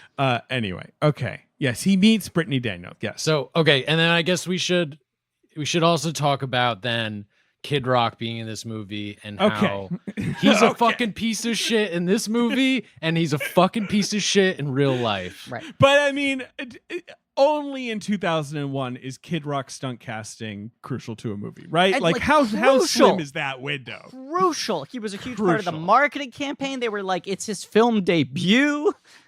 And just like, if I am struggling to explain to someone like what Joe Dirt is, I'm like, Kid Rock's in it, and they'd probably be like, okay, I think I understand. Kind of plays the heavy. You're right. Here's the thing I want to say, guys. I want you to tell. I lived. Do you want to say England. ba with the ba, the bang to bang? I didn't want to say that. Okay, sorry. I didn't want to say that. I want to say that I moved. Do you want to be a cowboy, baby? I want to be a cow. I moved to England in 1995. What? I returned. Oh my god! What? I returned from England in 2008. Okay. There's certain things that I missed. Sure. Like Matchbox 20, missed it. Wow. There's certain American pop culture phenomenons that didn't travel at all. And so when I came back, it was over. Kid Rock, I missed the whole thing. I never really knew. Of course, I've like heard a couple of the songs. I missed the whole. How much were you guys as kids from the Northeast hearing about Kid Rock in 2000? Like, to what extent did you have to think about Kid Rock? Oh, total crossover. The Devil Without a Cause. All over MTV. Yeah. And at the same time as but this was like a time where it was like so much of popular music was just fucking garbage. Right. But it was, it's a tough time. It was the rap rock thing crossing over with country. In a way, he was building off of like the Eminem breakthrough. Yeah. But he was huge. I mean, whereas now he's still a big deal, but in a very specific region of the country. Right. His audience is narrower now. Right. Yes. He was mainstream zeitgeist pop culture, which peaked with him dating Pamela Anderson, them going to the VMAs and bragging to everyone on the red carpet that they had just fucked in the limo. That was like, yes, the pinnacle of it. It was that. It's this movie. It's Ba with a Ba. Yeah. It's fucking that he was on The Simpsons. Like that was what I would watch The Simpsons religiously, and occasionally there would be a guest star would pop in where The Simpsons is clearly like, roll out the red carpet. We got Kid Rock. This guy is in every fucking scene. This isn't a 1 minute cameo. Like this, we are building an episode. Not only was Kid Rock on The Simpsons, Joe C was on The Simpsons. Joe his C, little Uncle friend. Cracker, like they got them all in there. Yeah, and I would just be watching and I'd be like, I don't get the jokes. Yeah, like I don't know who. I know, like I've heard of Kid Rock, but I don't get like, is that a thing Kid Rock does? No, this was like, you know what I mean? This was a victory lap performance for him. Like I believe this was both after The Simpsons and after his breakthrough album. Yeah, this is because that's like late 90s. The Simpsons episode is 2000 and this is 2001. Right. This was is he ready to take over movies as well? But also it's like, this is the exact movie you put him in. Yes. Right. But he was like having the kind of trajectory where it's like he could have had a fucking Sunday morning cartoon show like Little fucking Rock, Little Kid Rock, or Baby Rock. Right. Yes. He was beloved for a moment. And now he's just a fucking terrible human being. Yeah, just he seems like kind of a shithead. Slurs at concerts on stage in front of everyone. I don't want to. Right. I don't want to. We don't need to go there. He seems like a real shithead. I just want to throw out this bizarre factoid. Do you guys know that? And I don't know if this has changed in the last 5 or so years, but for the better part of like the 2010s, Kid Rock was far and away one of the highest selling recording artists still, even though he was, had popped out of the mainstream and was only playing straight country at that point. He was one of the highest selling artists in America. And it was because Kid Rock did not release his music digitally. He was the one guy who wouldn't go to iTunes. It was just physical album sales, and his audience overlapped directly with people who still want to buy CDs from Walmart. And the margins are so much better on CDs than they are on digital that he was just selling more records than anyone else because no one else was actually moving physical records. That's insane. Good for him. Yeah. Wow. Good for him. It's wild. But also, didn't he play like plays like the Republican fucking conventions and shit? He's the worst. But like, he's Jesus, the worst. Devil Without a Cause went diamond. That thing sold 11 million copies. That's the Ba With a Ba album.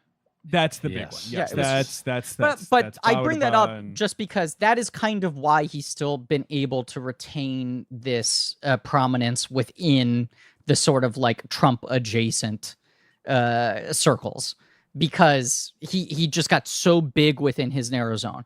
Anyway, he plays this character's name is Randy. Is that right? Robbie, I believe is his name. Yeah. He's a dick. Not my favorite part of the movie. I got to be honest. Yeah, but like there needs to be like a central bully, like right. I mean, that's what he is. The obstacle from Brandy. There's one thing I really like. I think people know that I'm a big fan of comedic repetition. I do like that without fail, every single time Robbie enters the movie, they play Ain't Seen Nothing Yet. Oh, okay. Sure. He always has the exact same entrance song, which I like. Entrance songs are funny. Yeah. But yeah, he's whatever. Yeah. So, and then also there's Drunk Dad and the whole business with the train and the harming of the dog, which just really sucks. Makes me mad. I hate that the dog gets hurt. That's not cool. But also the kind of thing you would not expect to happen in a movie like this. Like just kind of too dark, too upsetting. Right, too real. Like the rug doesn't get pulled or whatever. You know, yeah, that's true. You do have the cutaway to the dog fucking another dog. To the what's that song? Well, well, well, yippee yo, yippee yay. Like that's what you expect in a movie like this, and then to end that sequence with an old Yeller turn is like a little jarring. But it's kind of telling you what the movie's trying to do. Yeah. Now, what happens next is like a thing I think should happen more often in movies with the character, which is they just hop a train. Mm-hmm. Ride the rails. Yeah, that's true. Yeah, that is true. And so we have to spend a bunch of time telling the story of how he got a fucking Hemi. And there's this like the old lady who sells it to him is just like frank about how she shot her husband. He gets in a balloon. The balloon takes him to then an oil rig where he works. Well, let's underline this a little bit. Joe Dirt's job is he's like a walking sign for like a dental place, right? And then the dental place on top of their establishment has a hot air balloon in the shape of a molar. Within the span of 2 minutes, he has this conversation with this woman who admits to murder, gets deeply invested in Joe Dirt's quest for his parents, decides that she will sell this car to Joe Dirt for $40. And then immediately upon getting the car, his boss comes out and says, storms are coming, put some bricks in the hot air balloon. He instead gets in the hot air balloon and the hot air balloon flies away. And he's cast away like, I don't know, the Wizard of Oz? Like the wizard himself. Right, like Oz the Great and Powerful. Yeah. James Franco himself. I just want to say the reason he leaves Brandy is because he has this complex where he just believes Brandy is too good for him. Despite the fact that he's clearly in love with her, it's not even like she'd never go for me. It's like I debase her, you know? Like they're best friends, but he's resigned to the idea that she's going to marry someone like Robbie instead, despite the fact that she says to him, what happens if you leave and I end up marrying someone like Robbie instead? Like she doesn't want that, but he overthinks and he talks himself out of it and he gets caught in the balloon and then he meets Kicking Wing. Is that the next? Wing. Yeah. Yes, that's Adam Beach's character. Sure. Who is a fireworks salesman. Slipknot himself. But not a good fireworks salesman. He's bad. One would argue. He's not good at all. Adam Beach, who I think of as mostly a serious actor, had been in movies like Squanto, Warrior's Tale, and Smoke Signals. Right, Smoke Signals was the big breakthrough one. Yeah. Yeah. He's kind of funny in this. I like his energy. Yeah. This is a fun character. I mean, right, because this woman encourages... He is himself, well put, yes. The woman who sells Joe Dirt the Hemi also tells him that her husband used to be a forensic artist? Yes. Sure. Is that the right name of that thing? And that, like, if he has a memory of his parents, he might be able to find them. You know, if he's starting to get people give him advice on ways he might be able to track down his parents. But so he decides, I need to find an actual tracker. So he goes to Kick and Win, who he imagines is a Native American tracker, but is told him that the business was so bad that he got into fireworks instead. No one wanted a tracker anymore, but he's a really shitty fireworks salesman because, as we dramatically showcased in the opening of this episode, very limited in his inventory. Yeah. What he carries. He's got none of the good stuff.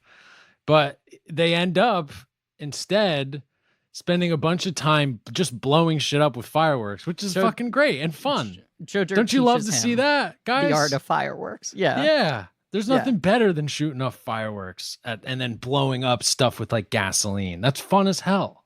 Right. Then they find what they believe is an atom bomb buried in the desert. Right. And then what do you do with that, Griff? Blow it up. Yeah. Yeah. Then Chicken Wing, like Wile E. Coyote style, turns into a Dustin Ash version of himself. And when the wind comes, he blows away. It's Dustin Ash perfectly shaped in his figure that then blows away. Then you realize that was a dream sequence. He is, in fact, passed out. But they're going to go get this bomb appraised. I guess they want a finder's fee, right?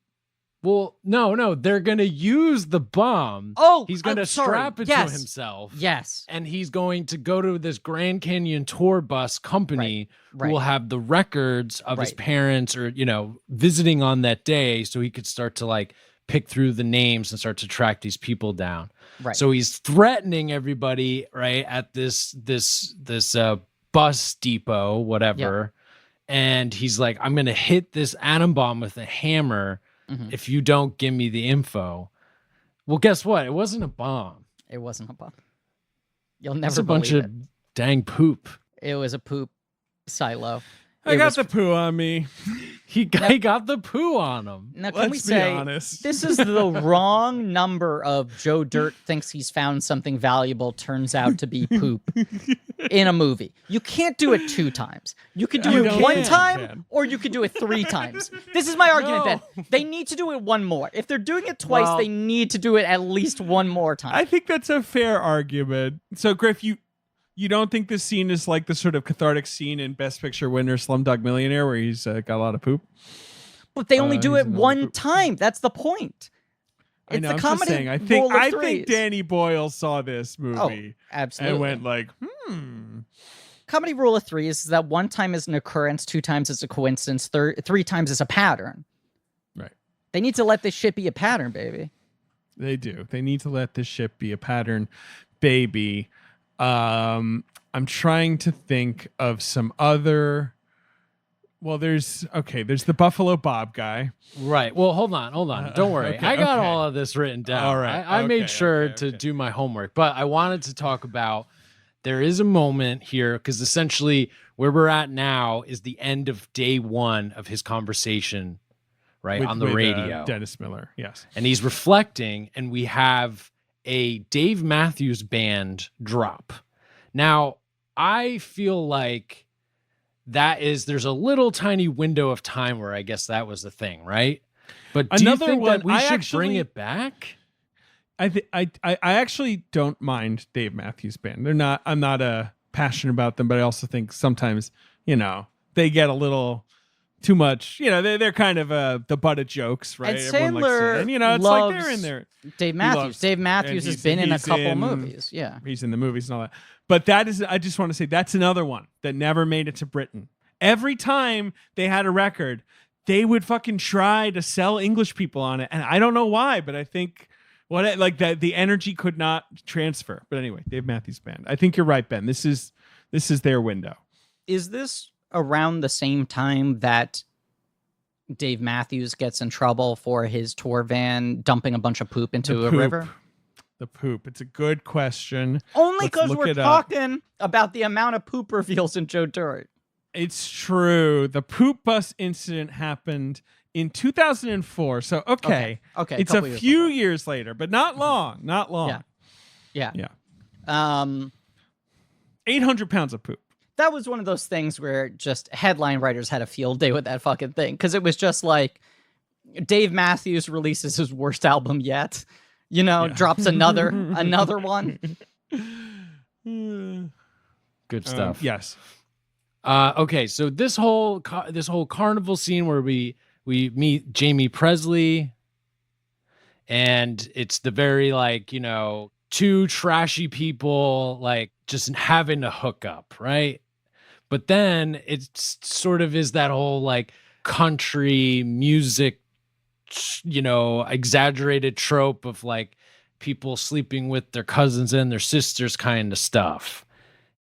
The easy kind of redneck joke, yes, but complicated by the fact that Joe Dirt, because we haven't really gotten into this, has this very weird spotty memory of he can't remember his parents, what they look like, and he can't really remember, he cannot at all remember his name, because Dirt is not his real last name. They call him Joe Dirt in his family. He has this memory of his sister in the backseat mocking him and saying, that's why you're not a blank. And he can't remember what the last name is. So it's all kind of foggy for him. He sleeps with Jamie Presley after there's a significant eye-fucking sequence set to Who Do You Love, right? Mm-hmm.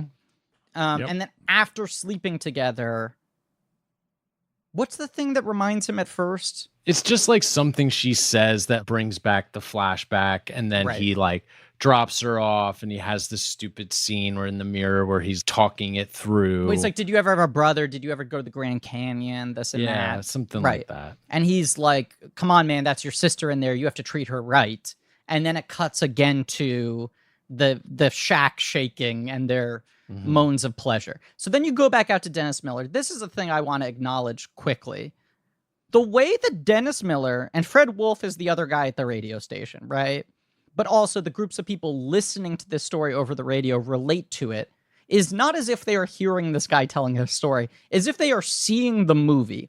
Because there are multiple points in which they go wait a second. Didn't you eat off of that space poop? And it's are you implying that he described that part? Look, you guys are overthinking Joe Dirt. I'm gonna call you guys out. You are now officially overthinking. They Joe talk Dirt. about how good Brandy's ass looks. That's a thing that Dennis Miller mentions. What do you mean? You haven't seen Brandy.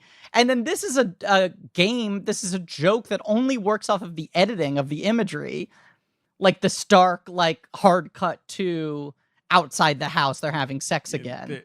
And it's brother sister sex, and they're all right. and he's like, I'm kidding, or yeah.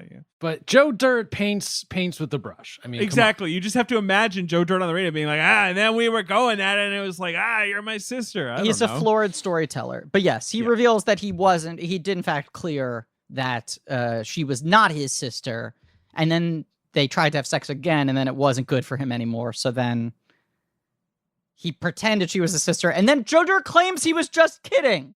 Anyway, that's Jamie Presley's section of the movie that 5 years later gets her an Emmy.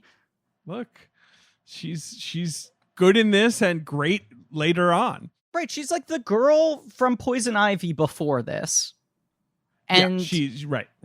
Right, and then Poison Ivy 4 or whatever, and then after this she does Not Another Teen Movie. Mm-hmm.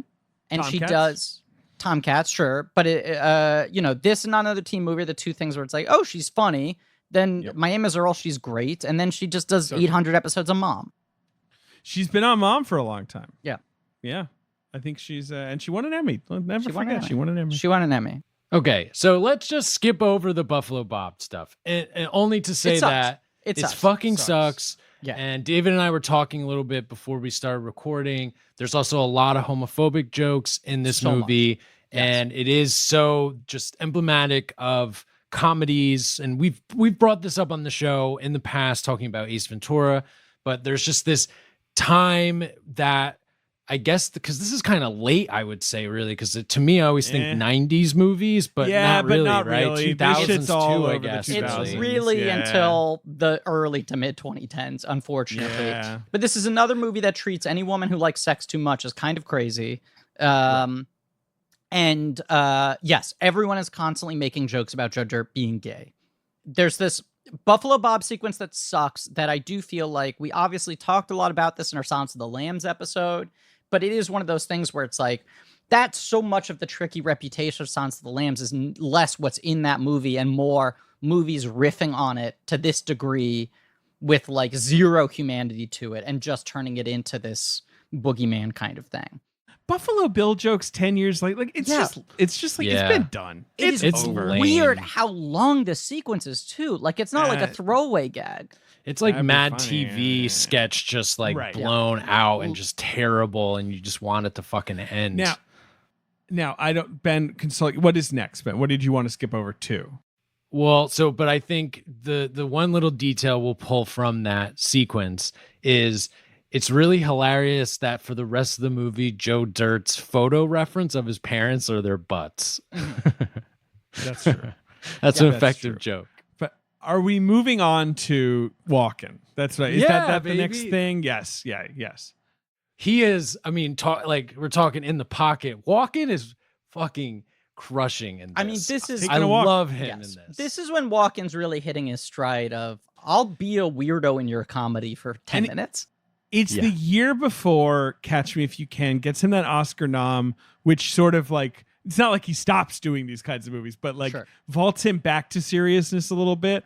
But right now, Walken is just kind of chilling. It's like, you want 10 minutes of Walken, you can get it. Right. Like Wayne's World 2, I feel like is the first one to really use him like that. And then, he starts hosting SNL more regularly. He's, in my opinion, the best SNL host of all time. And then, yes. He starts increasing where it's like, every other year he'll do a small part in a comedy like this, to it becoming, he does 8 comedies a year. Like this just becomes his fucking thing. I believe this is the same year as More Cowbell. So we're kind of at like peak comedy Walken in a certain way. Wow. Yeah. I think More Cowbell happens May 2001 is my memory. So like a month after this. Is that the most popular sketch of all time? I'm pretty sure it is. I think probably. I think it is. I think it's the most known sketch that at this point has ever existed. There's a really good argument for that. I will say I recently went onto the SNL YouTube page and did sort by most popular because I was curious what the most viewed SNL sketches are. I don't know where More Cowbell comes in here, but I feel like that's an example of it was on YouTube through so many illegal means before then that it got all those views on other seeds. Like Rolling Stone put it 9th in their greatest sketches of all time list. I'm looking, and ahead of it, it's like Matt Foley is number 1, right? Motivational speaker. What else? Buckwheat. Dick in a Box. Wayne's World. Point Counterpoint, Jane, You Ignorant Slut, Stefan, Choppin' Broccoli, and White Like Me. White Like Me is one of those sketches where it's like, that's a crucial sketch in the history of comedy, but it's not like a sketch that people watch all the time. I don't know. I watch that a lot. It's great, but you know what I mean, Griffin. Like, it's not it's old SNL, and it's like something it's like, well, you should check that out. That's when SNL was really like powerful and like, but like, I think More Cowbell might be a little more well known at this point than almost everything I just said. Yeah. Partly just because, it's a long show. People get younger. Can I just quickly say the top 5 most watched sketches on the SNL YouTube account?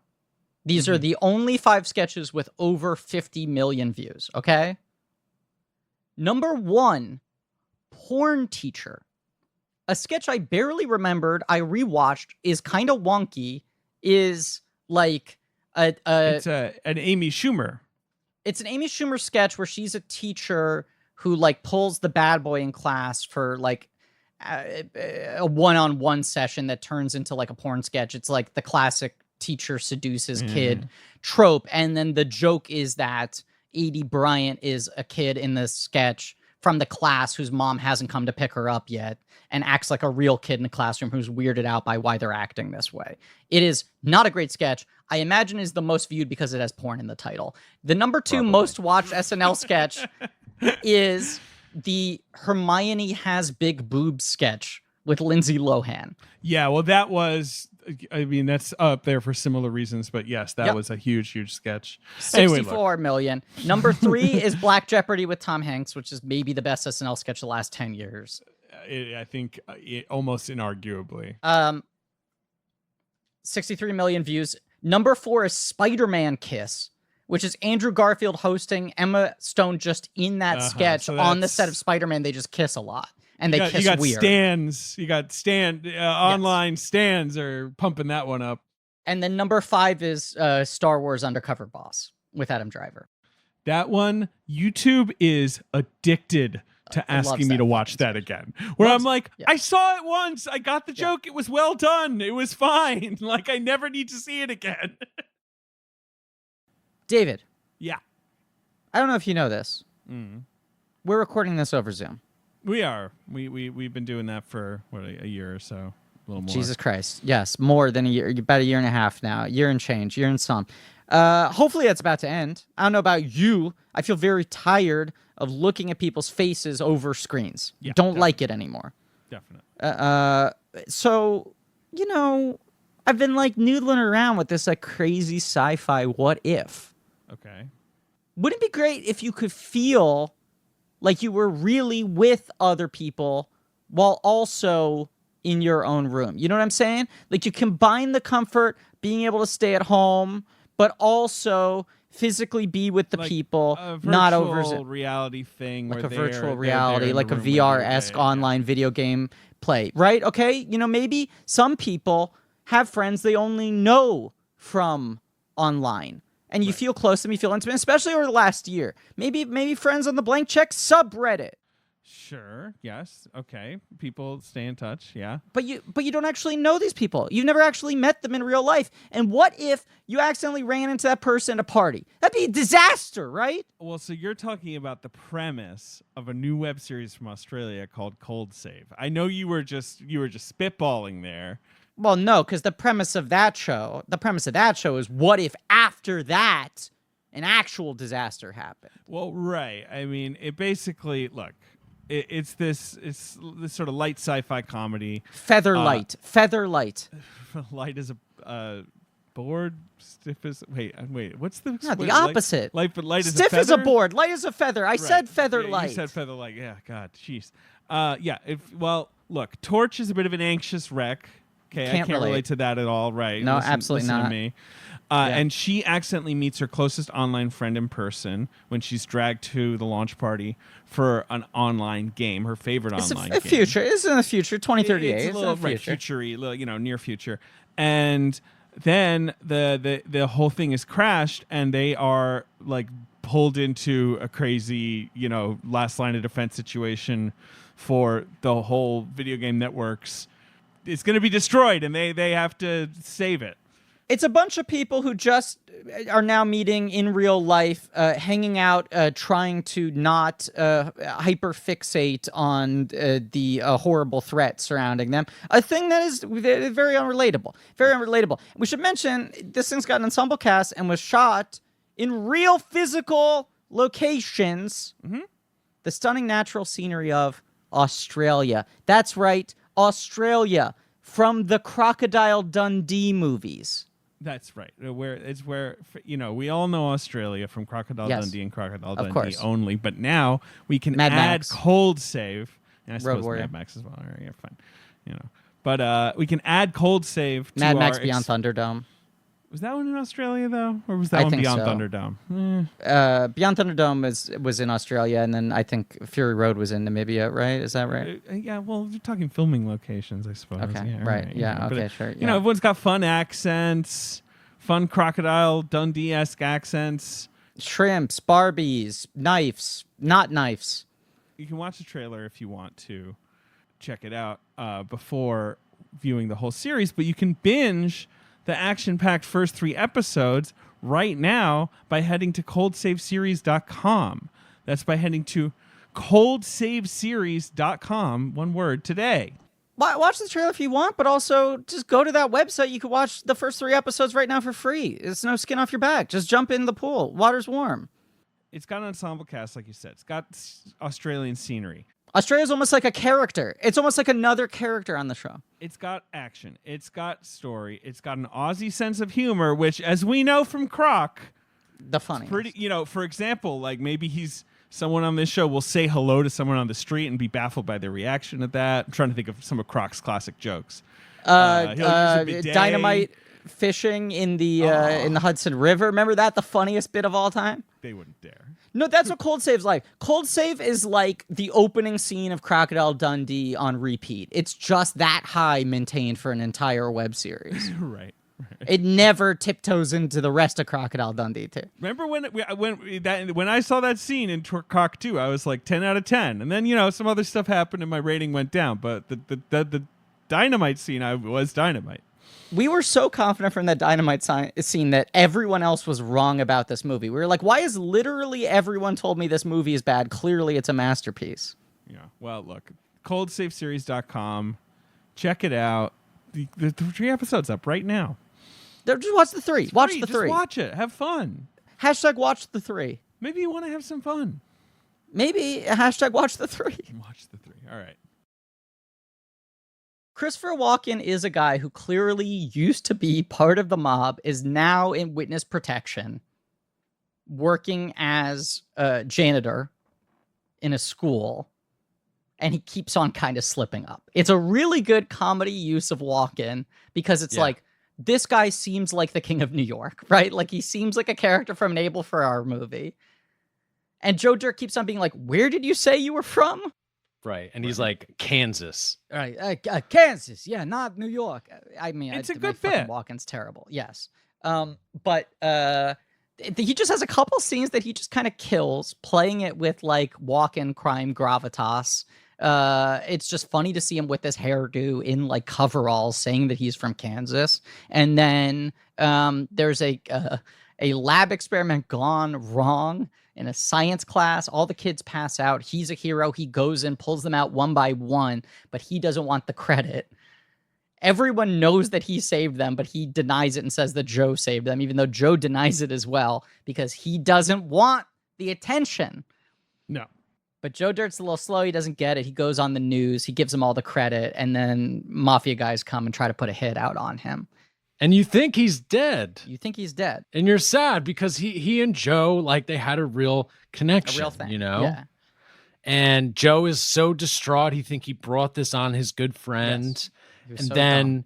He's talking up his wife and they're going to be reunited in heaven. And, and he starts going, like more to descriptors of like her body. Right. And like, her lips, and it's getting a little more sexual.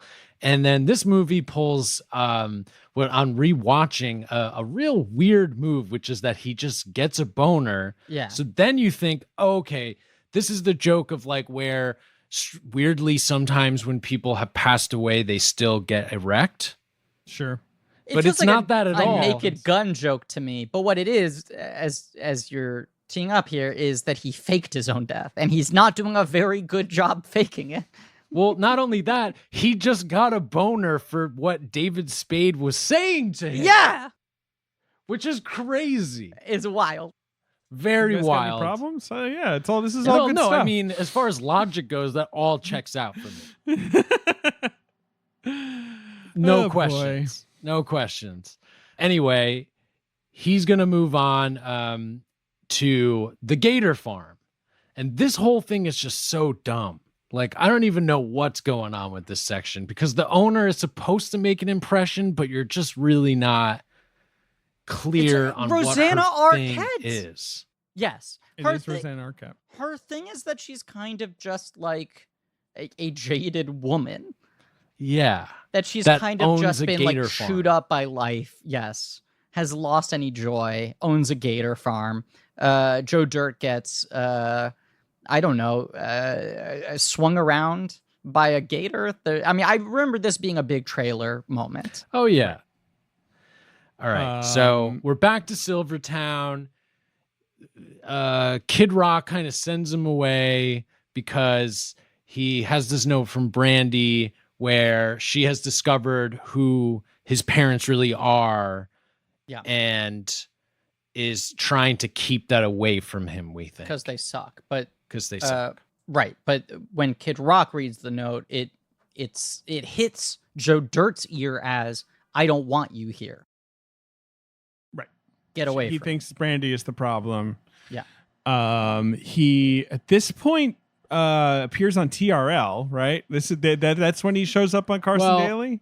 Well, because he's now become the sensation. Right, because it's sort of in between, the radio and the end of the movie. Now he's like a folk hero.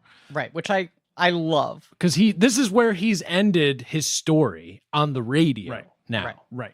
I like that it's become a saga, that he's been invited back multiple days and people have really gotten into it. Right, and then this is the Forrest Gump thing where he becomes this sort of folk hero. People are writing about him. He's going on TV shows. They're merchandising his catchphrases. Life's a garden, dig it. Goes on TRL. There's a Mullet Monthly that he's on the cover of. Also, there's a Dang magazine that he's on the cover of, which I paused and noticed it says, the magazine for men with very little purpose in life. That's funny. Is it after the alligator attack that he remembers his last name, and that's when he calls Brandy, and then she tells him, I found them, but they're dead? Yes. So he knew their last name at that point, but then didn't think to look for them because he thought, I missed my window. How many movies are there from, again, this narrow window where Carson Daly does a cameo as himself and they're on TRL? There's so many fucking... this too. Well, Griffin, I mean, not to spoil, but the box office game we've done before. I remember. It's the Josie and the Pussycats. I remember. Right. This is a huge weekend for Carson. It's probably why we are doing Joe Dirt, is I said Joe Dirt, and Ben was like, "Oh hell yeah, we got to do Joe Dirt!" It inceptioned it into his brain 4 years ago. Yeah, I'm pretty sure that's what happened. TRL, his mom calls in. Yeah, right. Mom calls in. Okay, goes to Simi Valley. You really feel for him. These people fucking suck. They're fucking bad people. And they are. It's a bummer that when he is trying to connect with them, they're talking about these fucking clown figurines. And it's he gets emotional. He's doing kind of a good job with this very silly character, but it's making you feel for him. Spade underplays it, to his credit. He underplays it. He goes pretty small with it. Right. It could be a full kind of farce scene where we built to this, and then the parents are these comically evil people and whatever. He gets past them too. But no, sort of slows it down. Fred Ward, like I said, really good. But I'll also say, there is a thing I feel like later Happy Madison movies in particular struggle with, which is trying to mesh their sort of feelings. Sentimentality with the ribald goofy comedy. And I think of something like Click, where I don't like the part of Click that is a comedy. I think Click starts working when it gets more emotional, but it can't find the bridge between the two. From my opinion, I know people love Click. And then something like Grown Ups is just fucking silly goof around movie. Right. And then it has moments where the girl takes the car, his daughter, and drives into a tree because she wants to go visit grandma in heaven, that are where the fuck is this coming from? And Joe Dirt is able to maintain a tone where these things can coexist, which I don't think is faint praise. I think that's actually deceptively difficult to do. I think you got to give Denny Gordon some credit there. But the scene, yes, as you said, Fred Ward's really good. Caroline Aaron's really good. Spade underplays it. And I just think the characterization here is good, of just the realization of these people are just looking for press. They're plugging their website. They slip up. He catches them on a thing, which makes him realize they never really searched for him. They left him there on purpose. They're already being defensive about it. But look, it worked out so well for you. Right. They're only here to cash in on his fame now. Yeah. And now Joe Dirt is this national tragedy. He goes to the bridge. He's ready to end it all. Yep. He is. But, yep. But Brandy shows up. And she's now a known name too. She's part of the sensation too. She's part of because the cop is "You're Brandy? Oh, why didn't you say that sooner? Come, you gotta come, right?" Yeah. They reunited the love of each other's life, and everything is great, except a cop for some reason. Cop fucking rodeos him with a bungee cord. Yeah, he's got a bungee lasso to try to pull him off from jumping, even though he now feels like he's been talked down. But that, in reality, causes him to trip. Then he falls over the side of the bridge. The bungee goes down. He goes up. He hits his head on the bridge, knocked out. Right. Wakes up. And who's there? All of our friends from the movie. Kicking Wing. Yeah. He's a successful firework guy now. And he's been able to use the money to open animal hospital. Yes, he's got exactly. You got Walken. He's back. He's got his name is now Gert B. Frobe. Just wanted to say great name. That's right. The name of the actor who played Goldfinger. That's who Gert Frobe is. And now Rosanna Arquette has fallen in love with him through meeting because of Dirt. Like Dirt has improved all these people's lives even before he became a national hero. It's just the classic scheme of these kinds of movies where it's like right at the end, it's like everyone's like, well, I'm glad to have known you, Joe Dirt. Yeah, he helped everyone. He gave them good advice. He made them realize what they wanted in life. He helped bring people together. But unfortunately, his head was re-injured in the bungee lasso incident. Right. Which gave Brandy an opportunity to update him with a more modern wig. And that is that he has tight little dreadlocks. Well, you can't win them all. No, you can't. You certainly can't. Now, I guess it's an upgrade. I don't have too much more time, Griffin, but before we play the box office game, you got to give us just a little sprinkle of dirt too. You just got to shovel a little dirt. I insist you start running the clock because I don't want to think about it for that much. Okay. Right. Yeah. That's the thing is like, it's one of the, look, obviously any IP is IP now, right? So like, it's not shocking that there was a Joe Dirt, but there's something kind of tragic about the fact that this thing doesn't exist. Like almost truly doesn't exist. This is the most interesting thing about jokey way. The most interesting thing about this movie is their like kind of depressing selling point for the film was it's the first straight to digital sequel. Oh, boy. Right? What a brag. Right. And it's on like America's least favorite streaming service, right? That they don't even know exists. That like sounds like a serial thing. Like it doesn't sound anyway. Yes, it's on Crackle. The first web address to do a sequel to a movie. And I think Spade had wanted to do this for a while. This was the movie of his that had sort of like goodwill. He was like, people come up to me and ask me if I'll do another Joe Dirt. Sony has the rights. Ben probably went up to him. Well, because Sony had the rights and they didn't want to do it. They didn't think it was valuable enough. So then the Crackle play I kept mailing him dirt, just like in the mail over the years. I think the Crackle play became, we have the streaming service. It hasn't broken through. We're trying to produce more original content. This is the time when they're doing like that fucking startup TV show and shit. They're like, we could make this for $10 and put it on there, and it's at least a name thing that might drive people to Crackle. You asked if there were other Crackle originals. I believe there are 2 other Crackle original movies, both of which were written directed by Fred Wolf.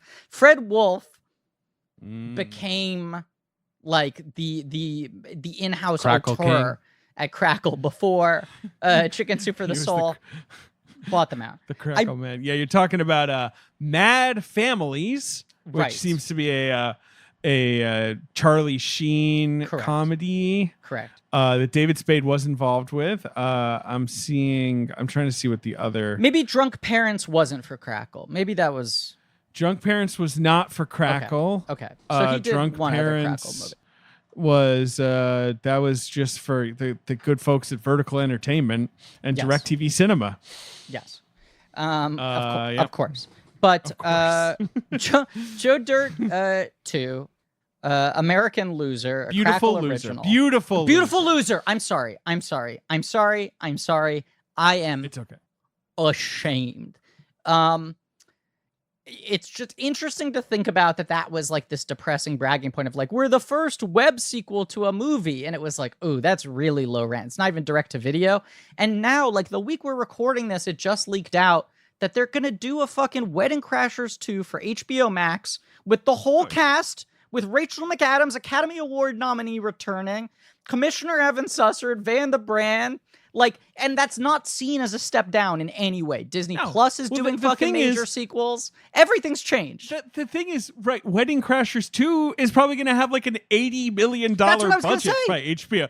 And then whereas Joe Dirt 2, I think, had a, a candy wrapper budget. They just, everything was candy wrappers. I'm guessing it was a budget of like under $1 million. This thing looks worse than most web series I have been part of or seen. It truly feels like a movie where they only got one take of everything. Every single moment of it, from the positioning of the camera to the performances, feels like a one take. There are like 8 name actors with billing in the opening credits, and everyone else with a speaking role in this movie feels like they won a contest or Fred Wolf owed them a favor. Like, their main motivation as actor is don't look into the lens, and a lot of them fail to clear that threshold. The plot of the film, in short, is Joe Dirt is married to Brandy. He has the mullet wig again. I should mention, actually, this movie has a nesting doll structure, where the opening is Dennis Miller talking to 2 guys outside a garage. I'm sorry, Dennis Miller's back? Okay, He's back. Wow. It's with Dennis Miller and Christopher Walken. Christopher Walken returned. He really will do anything. Yeah. God. So I'm seeing Warburton. He called in some favors from some of his Warburton's other pals. the big new character. Brittany Daniels in it. Adam Beach is in it for a moment. Yeah. Other than that, I don't think there are any other returning characters. Kid Rock did not return. He is replaced with Mark McGrath from Sugar Ray, playing clearly the same character that they just changed the name of and said, this guy's even worse, in voiceover once they knew they couldn't get Kid Rock back.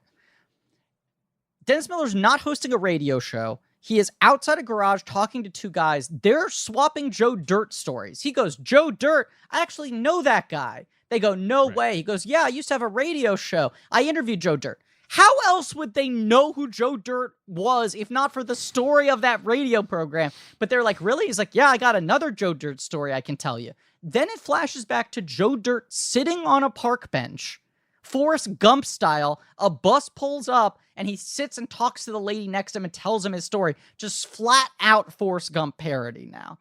That goes into the 3rd level, which is Joe Dirt telling his own story. The basic thrust of the movie is it's dog shit. But yes, it's so annoying. Yeah.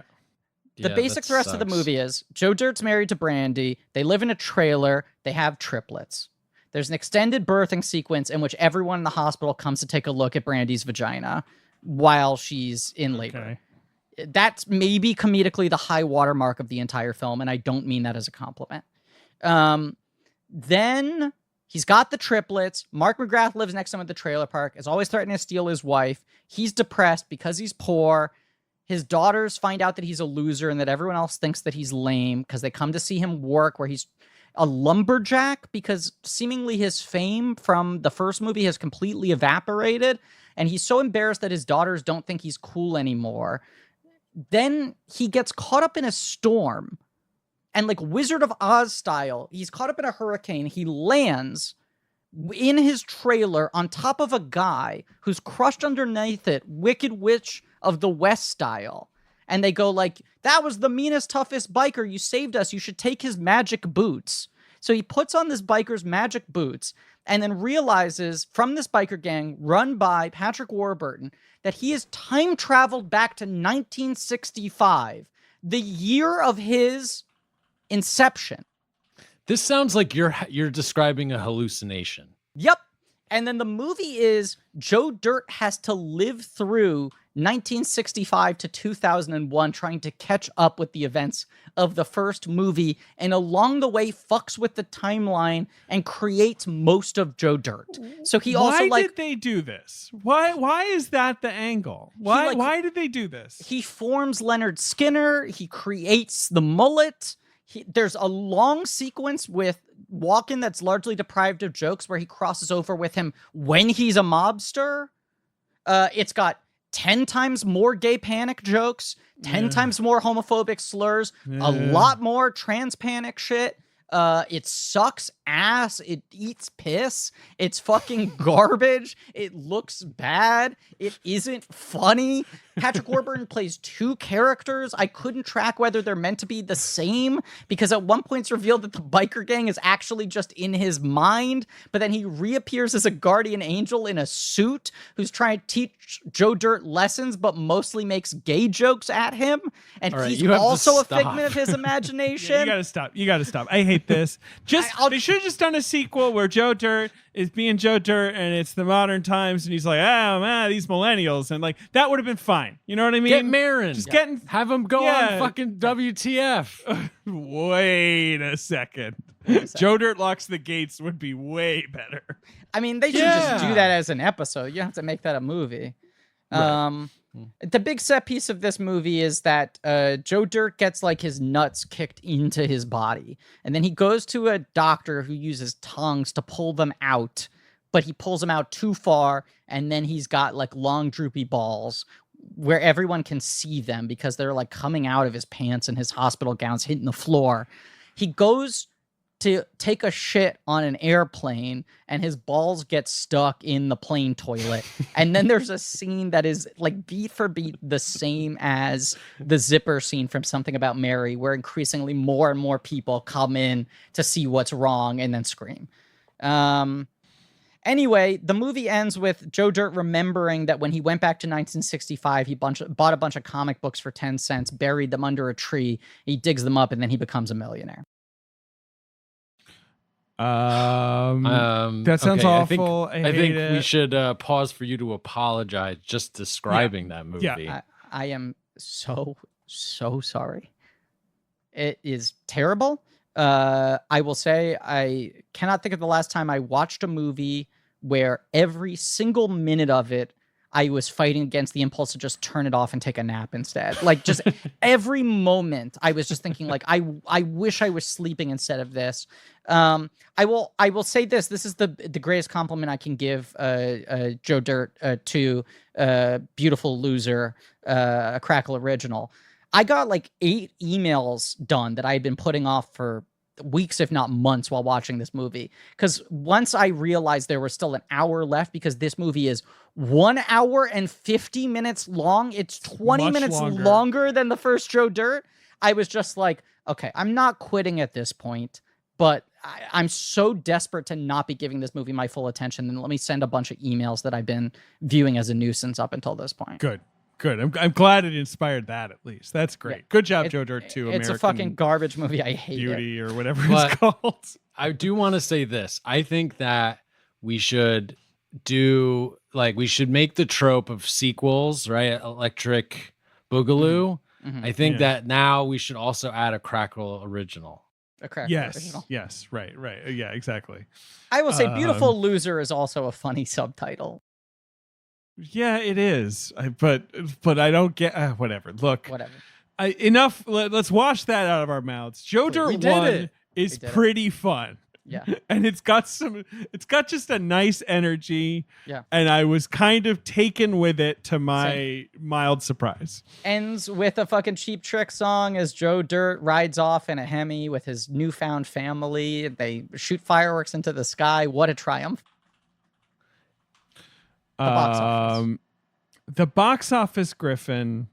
So I remember this one pretty vividly, not just because we've covered it before, but because everyone thought Josie was going to be a big hit, and it bombed really hard and opened lower than all the other new releases. This was one of them. Dirt. And the other one I remember, Kingdom Come. Yep. It opened lower than Kingdom Come. Not a bad movie. Uh-huh. And it also opened lower. So Joe Dirt opened number 4 with $8 million and ends up grossing 27. But it also opened, but we'll get to number 3. There's another new entry. But number 1, Griffin, Holdover, great movie, charming kids adventure. The Spy Kids, right? It's Spy Kids, baby. Yeah. Which I love. I Me recently rewatched. Yeah. I did a big Antonio Banderas article at the Atlantic a couple years ago, and I rewatched that one, and I threw it on, and I realized, like, oh yeah, he's barely in it after like the first 10 minutes, but even that, he's great. He's good, yeah. Number 2, look, it's a detective movie. Along Came a Spider? It's a sequel. It's Along Came a Spider. I told you I remember this weekend. Yeah. You remember it vividly, yes. And then number 3, new this week, a comedy. Okay, from across the pond. Oh, Bridget Jones? Bridget Jones's Diary. Right. So it opened lower than Bridget Jones, Joe Dirt, Kingdom Come, and The Holdovers. And Josie. The Holdovers, including number 5, which is a biopic, R-rated biopic, with a big star. What else to say about this? 2001. Well, it's about drugs. I don't know what else to say except that it's about drugs. Blow? It's Blow. Yeah. What number is That Josie? movie. Josie is 7. Wow. Open number 7. Really brutal. 4 million. Yeah. 4.5. Wow. Like people thought it was could be a blockbuster. Eked out. It beat the second weekend of Pokemon 3, the movie. Jesus. It did. Damn. It managed to elbow by that. that was its accomplishment. But Joe Dirt, I feel like, it cost 15, it made 30. Like it did not like Sandler level business, but it did enough business that everyone was probably like, great. And then it'll play on cable forever. These right? All of these movies from this era just became so profitable between cable and DVDs. Like this is also the era of DVD sales just being fucking humongous, and movies like this suddenly became so profitable. It's one of the reasons comedies have died theatrically, is that when the DVD market fell out, it was not replaced with the same numbers in streaming. I'm looking at Spade's career. This is his high point as David Spade, right? Which we agree. Obviously, like with Farley, that's a little different, right? Because Dickie Roberts is like an outright bomb, I would argue.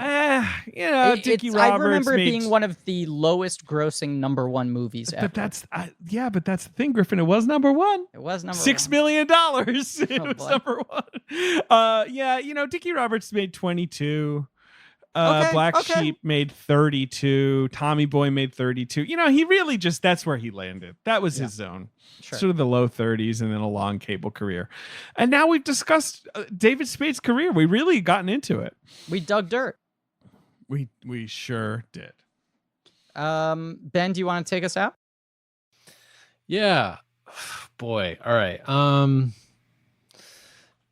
Thank you to Joe Bowen and Pat Reynolds for doing the artwork. Correct. Yeah. Thank you to Lane Montgomery and the new Great American Novel for our music.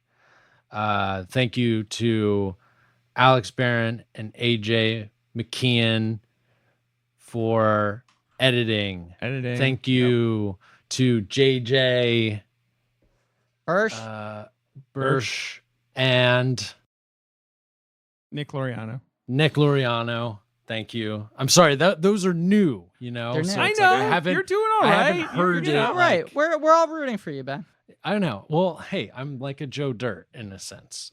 And thank you to Marie Barty for doing our social media. Hell yeah. You should go check out our Shopify for some real nerdy merch.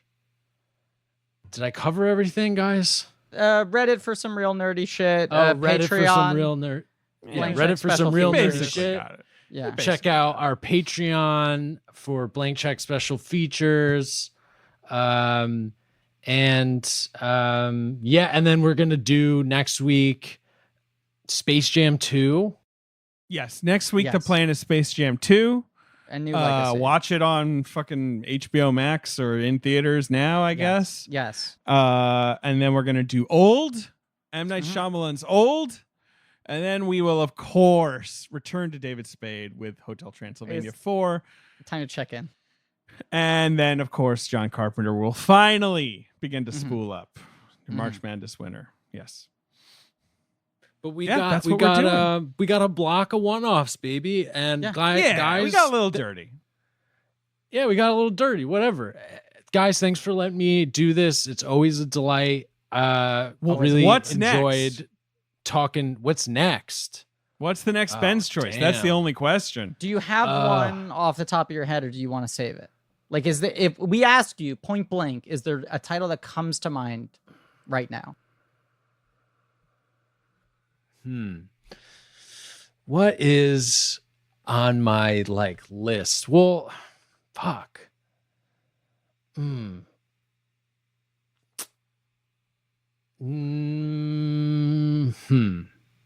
right, Ben, I gotta go. So Ben. Wait. Wait. Because I have a list. All right, here. Okay, the list. So, Tank Girl. I think it might have to be Tank Girl next time. Sure, Tank Girl's a good one. Tank Girl's a good one. Yeah. As long as that director isn't, spoken for. Or we do My Dad. Oh, the long promised Robert Hosley episode. Where's Papa? Where's Papa? The He's culture at my is house. only we can get him less on. and less ready for a Where's Papa episode, I will say.